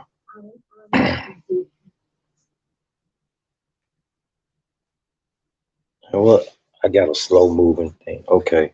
Oh, all the comments is talking about things are messing up. Hold on. All right. It said, Melly Queen says, I don't give anyone a pass for playing with our people, black or white. That's right. That's right. What Rasta said, death to all black and white down pressers. But Daniel says, Melly Queen, yes, a lot of I don't know how to even pronounce that. Misogynoir or something. They need to unpack as well. Now you did something to my dictionary for real. Get my dictionary behind the picture right there. It's Our position comes from a real place because we've seen this happen from Messy Jesse to poverty pimps many times. So it's natural for us to question intent. That's right. Man, what the world is that? I guess you're taking us to school with your big words today. You must be talking about a Daniel. Yeah, she just, I mean, maybe it's just me, No, it's not. Trust me, comrade. I felt real stupid. I'm like, I went to college, damn it. I ought to know these words. But that's cool. I mean, yeah, one thing about it, I ain't ashamed to go to the dictionary and find out what the hell you got to say. Yeah, hey, after this episode, I'm going to be a lot smarter. I'm next show. I'm gonna use some words y'all ain't never heard. But Now, the closest they get to is misogyny, in which I know that's a hatred towards women, but she spelled it different. Misogynoir, a lot of misogynoir. See how she flipped it on? So you want to try to make sure that even the dictionary ain't got a meaning for that. That don't even have the word in there. Hey, that's how you know really smart people. They start putting suffixes on words and changing them up. You know, on the spot, making them up. That's how you really smart. I can manipulate the English language how I want to. Well, we always say it's a bastard language. It's constantly adding a word every day to the dictionary. So exactly. I guess she has the right to do so herself. Nah, I mean, she got me interested. I'm doing the etymology of this new word she made up.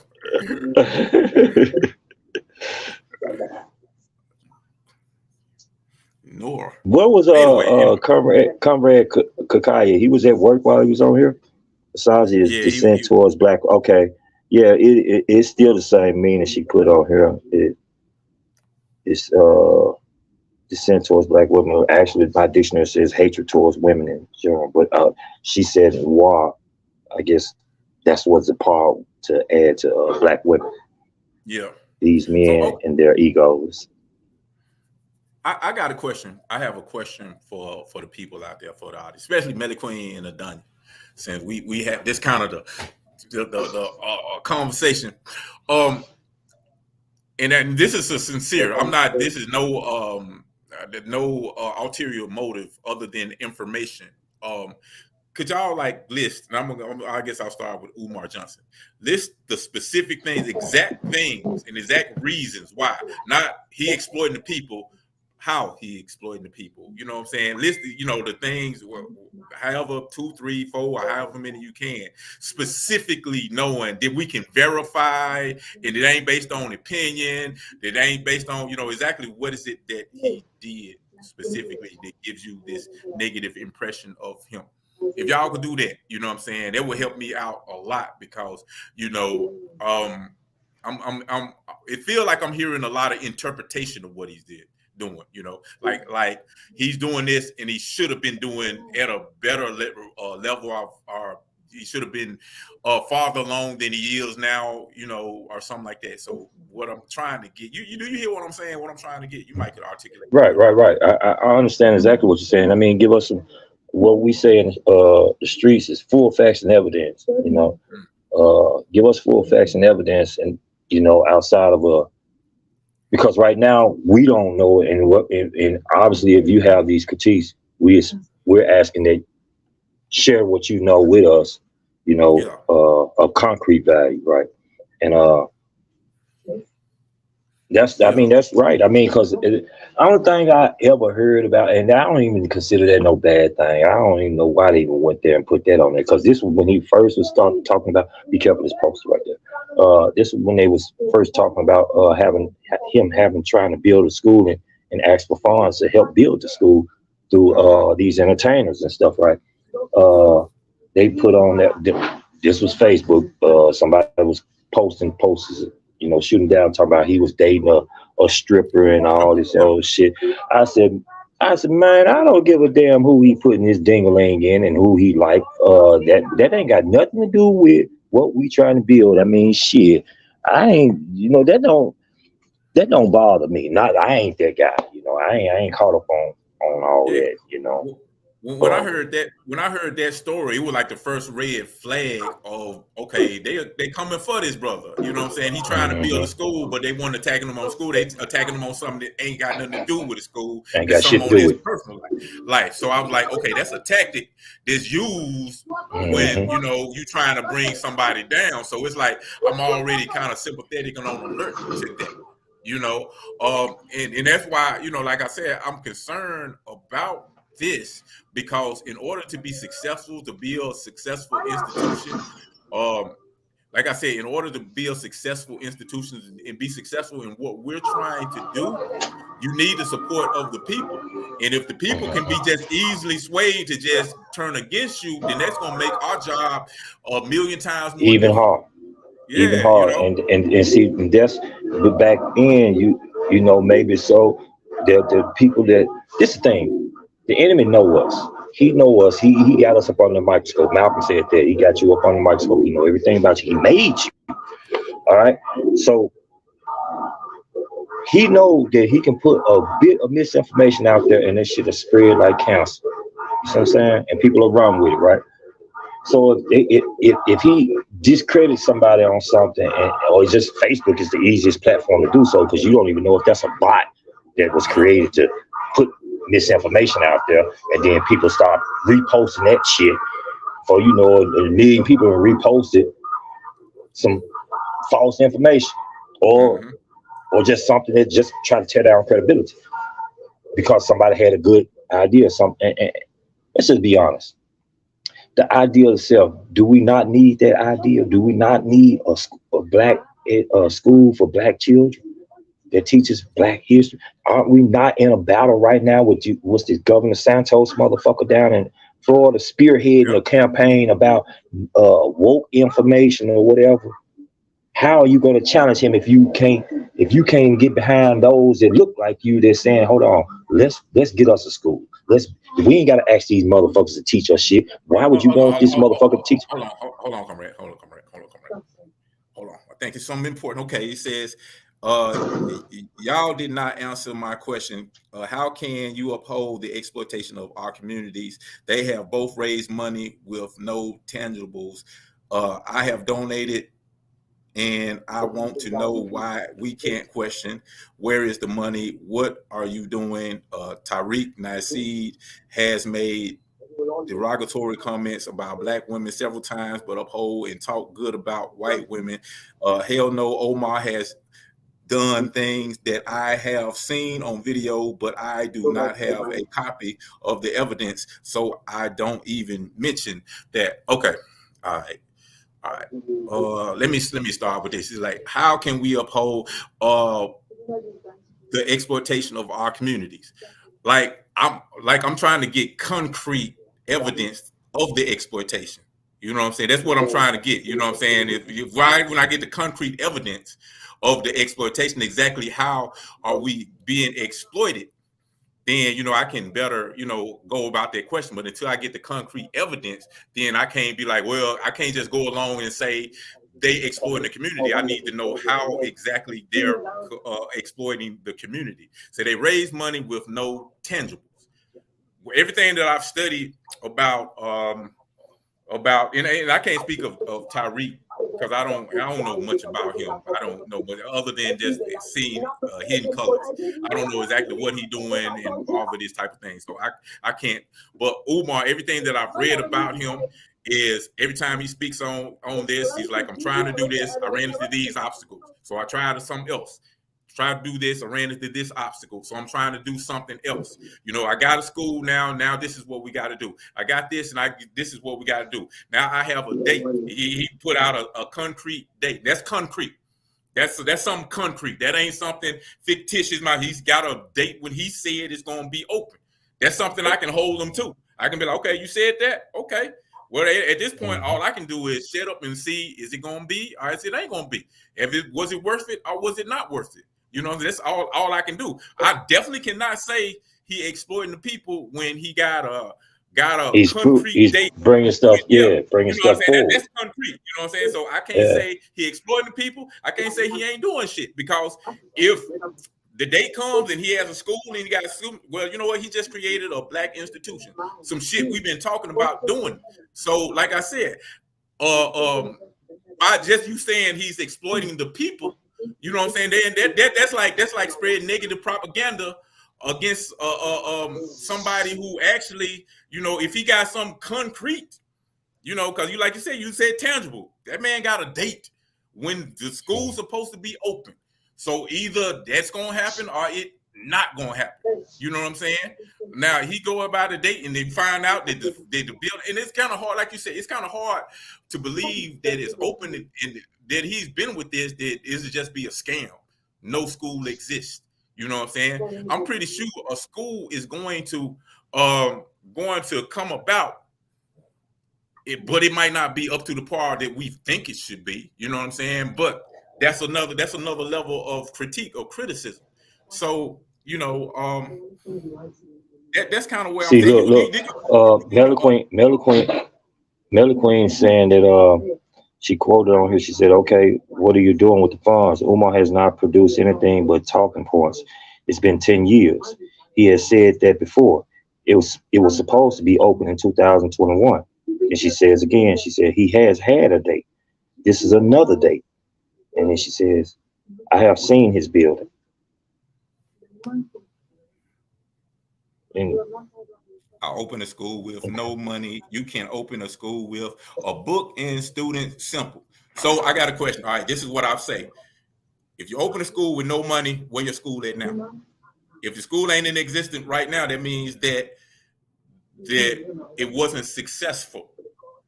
So if it wasn't successful, that means that you would have to go about it a different way in the future if you was trying to do it. You was trying to do it again. So my whole thing is be like, all right. And like I said, I don't know. I do not know. I mean, you might be absolutely right. I'm not even questioning whether you right or wrong. My whole question is, my whole concern about is, are we falling into the traps of the counterintelligence program? Are we setting right. ourselves to think in a way that allows our enemy to be successful? Because that's what I promise you, that's the exact way. This Nelly Quinn, you said don't compare Dr. Umar Johnson to Garvey. How you can? I'm gonna tell you exactly how you can compare them. Because if you went back to the time of Garvey, the people will be talking just like you are about him. They would be talking about just like Garvey. Yeah, That they people they they talking they about they Umar had a Johnson. they had a campaign against Garvey that said Garvey must go, and that was black people that was pushing that. Yeah, exactly. So that's how I can compare them. Now, I'm not saying the end results will speak for itself. You know what I'm saying? Because we always judge people after they did, and after you look back and you say, "Oh, they did this, this, and that." And who knows? We might look at Dr. Umar Johnson 50 years now and say, "Oh, he was a scammer," or you might look at him and say he was a great revolutionary, somebody who started a movement that created a new whatever. I don't know what that will be, but If we like people.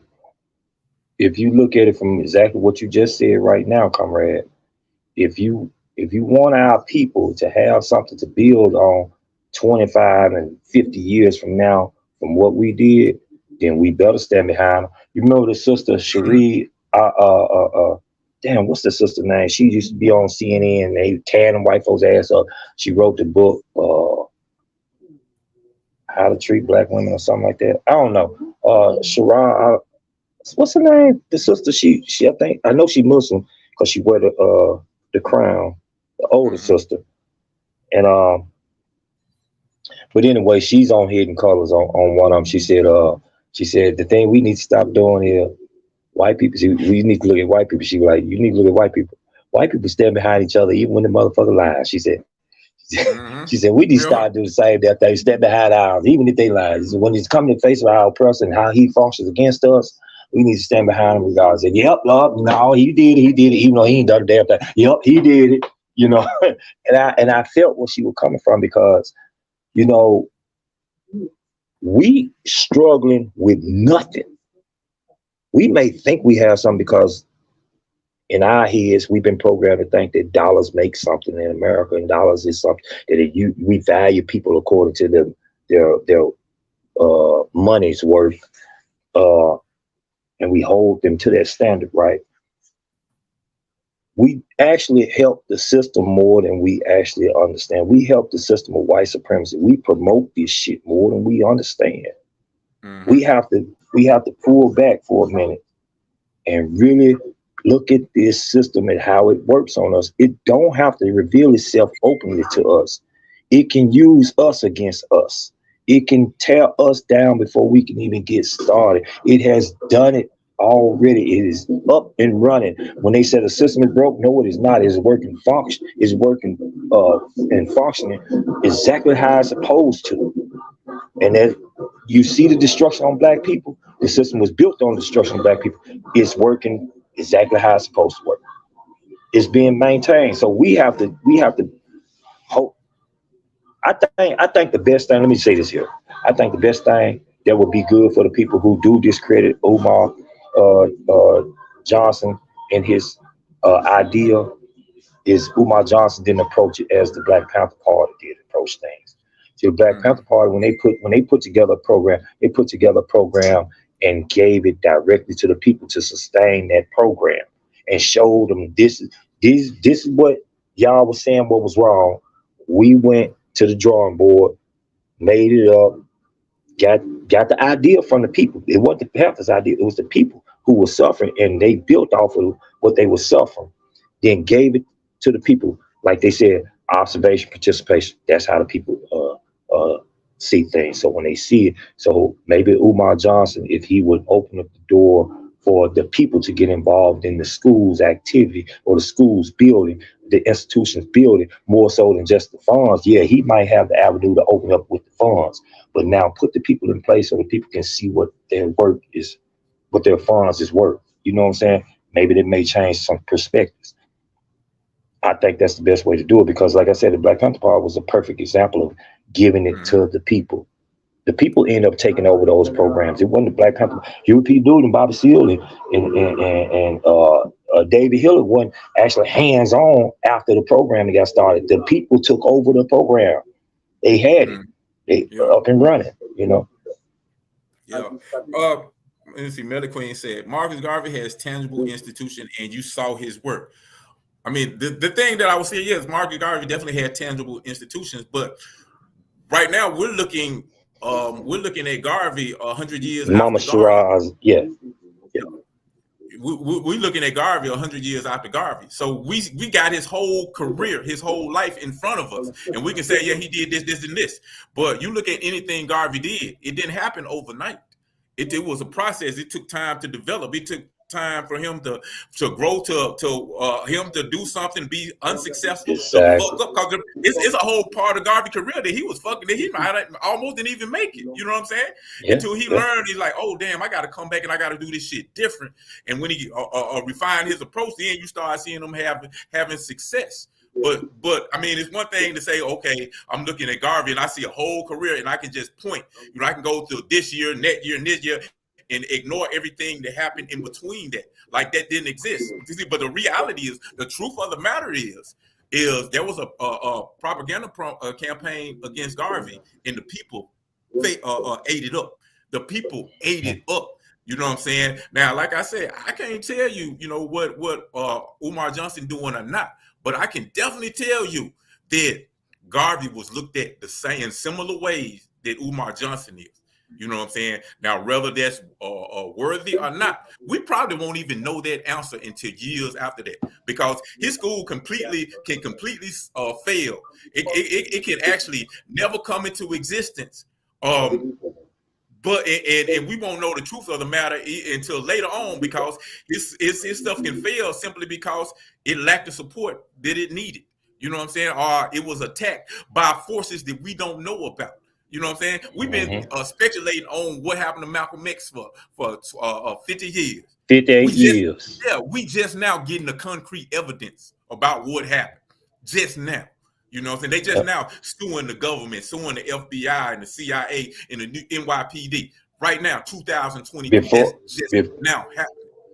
Before the internet, if it wasn't no internet, it'd still be the speculation in the air with the people. The people wouldn't even have an idea. You see what I'm saying? Mm-hmm. So we have to look at the tools at the particular time that we're using. The tools that we're using now are more in our favor for those researchers and stuff like that to, you know, bring out the truth. And a lot of things that we got right now, you know, we just have to use it to our best ability. That's why it took 58 years to just come out about Malcolm. You know? Mm-hmm. Yeah. I mean, and another reason why I guess, you know, I'm kind of passionate about this is because we got to understand we're in a protracted struggle. And I always say something, you got to understand how to play chess and not checkers. Chess is the long game. Chess you ain't looking for the move. And a lot of times we think in a checkers mentality. Oh, you did this? It ain't happened yesterday. It ain't happened tomorrow. You ain't shit. You know what I'm saying? That's how a checker player do it. Like a chess player, like, okay, I'm doing something right now that may not manifest to years afterwards. You know what I'm saying? You might not see the result to way down the line, and people don't even understand why you doing it. But that's how leadership is supposed to work. That's how white people do it. White people do something that they plant seeds. They created the Welfare Act and said, you know what? This look real good. This is a response to a socialist movement. So we're gonna give you some socialism. But the kicker is, in order to get these resources, black man, you got to be away from this household.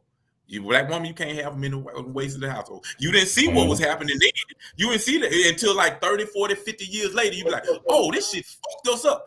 Bill Clinton on TV blowing saxophones. Oh, we got us a black president. We love us some Bill Clinton. Behind the scenes, he doing this, and that. And next thing you know, you got the explosion of prison population. You know what I'm saying? Listen, he signed the Anti-Death Penalty Act. When he signed that thing down, he crushed any opportunities for us who you got a lot of men, particularly black men, can't read and write. He crushed any opportunity for us to try to fight for our case. And a lot of us have flaws in our case, flaws that are, you can be and did a crime. And according to the law, this crime holds you accountable this way. But what they do, since we can't read and write and we're ignorant to the law, and they said ignorance to the law is not, I forgot. It's no excuse. It's no excuse. Yeah, it's no ignorance to law is no excuse. All right. So you can come in there and you can't read or write, and you may have committed a crime, but the time frame may fall within 5 to 10. Well, they give you 55 years and let you figure it out. Okay, so before the Anti-Death Penalty Law Act, you go to trial, you lose in trial, and they gave you 55 years for a crime that don't go past 10 years. You may go to prison and be in prison 20 years before you learn how to read and write and go back into your case and actually find out, hold on, I could have been at home. Let me figure this out. Let me get back in this court and let me do this here. Well, the Anti-Death Penalty Law Act is set like this here. From the moment you leave trial and they convict you and sentence you, your clock starts right now. You got 1 year to appeal. If I had to listen to my mom and her friends who've been in the prison and my dad and his friends who've been in the prison that was telling my mom that I'm moving too fast on my situation, I'd have locked myself in the prison without any hope. Without any hope. I got into the law and I knew how to read. I wasn't of a good reader, but I mean, the situation was serious enough for me to start reading now, getting more into my reading and studying. And that's what saved me to write today. My case can be brought back up more and more and more on whatever. But it's a lot of brothers behind these walls. The case can't even be brought up, you know? And so point being is that, it's going to take time for us. We got to really, hell, I lost my damn point, but we got to really get behind people, and get behind them and those who consider themselves leaders got to learn that if you don't involve the people in your work, then you can look for people to distrust you, especially if your work ain't manifesting fast enough for them. You got to open the door for the people who, if I contribute my money to it, open the door for me to actually have hands on. I don't just want to put my money in something. I want to participate in the growth and development, the building of it. So I understand Sister Melly Queen's problem with it as well. I kind of see both sides of it, but I'm looking at it because of the understanding of, especially when you use the word socialism, and we talked about the Black Panther Party and how they put it in the hands of people. Those are socialist acts. Because under socialism, everyone works according to their ability and everyone receives according to their need, So those are socialist programs, and we have to, handle it in such manners, We just living on I think you were just speaking about this here Thursday night. We said, how do you practice socialism while living under capitalism? Yeah. And if you got a socialist program as such, right. If you got a socialist program as such, how can you promote it the best way to promote it is to involve the people with it, because that's what socialism is about. Everyone works. Everybody has a duty and a responsibility to build that nation and not build their own private pocket. I think that's where our people, and because especially when I get to talking to brothers behind these walls, and they so geared towards, man, I gotta give me something in my pocket, man. I gotta, build my stash spot up or whatever. And they find socialism so hard to grasp, because the enemy done his work in their head and telling them that shit, you can't own it's not private owned. It's you can't privately own shit. Like, man, I don't want nobody taking it. If I'm working, I don't want them taking what I got. The government take your stuff. Now the government don't want you to exceed a limit, whereas you got 15 cars and there are people who can drive but don't have transportation, but you got 15 cars. You can't drive number one damn car, man. Mm-hmm. So these people is gonna have these cars. So if you had the means and ability to create this much transportation, then guess what? The government should step in. I think it should.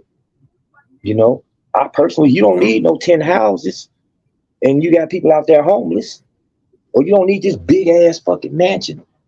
Only you living in this part of the mansion you ain't even seen yet. It's so damn big, but you got people out here homeless. So we have to have that socialist ideal and understand the socialist way. So if the brother Umar Johnson is building a school and he's asking for funds, those who can contribute funds without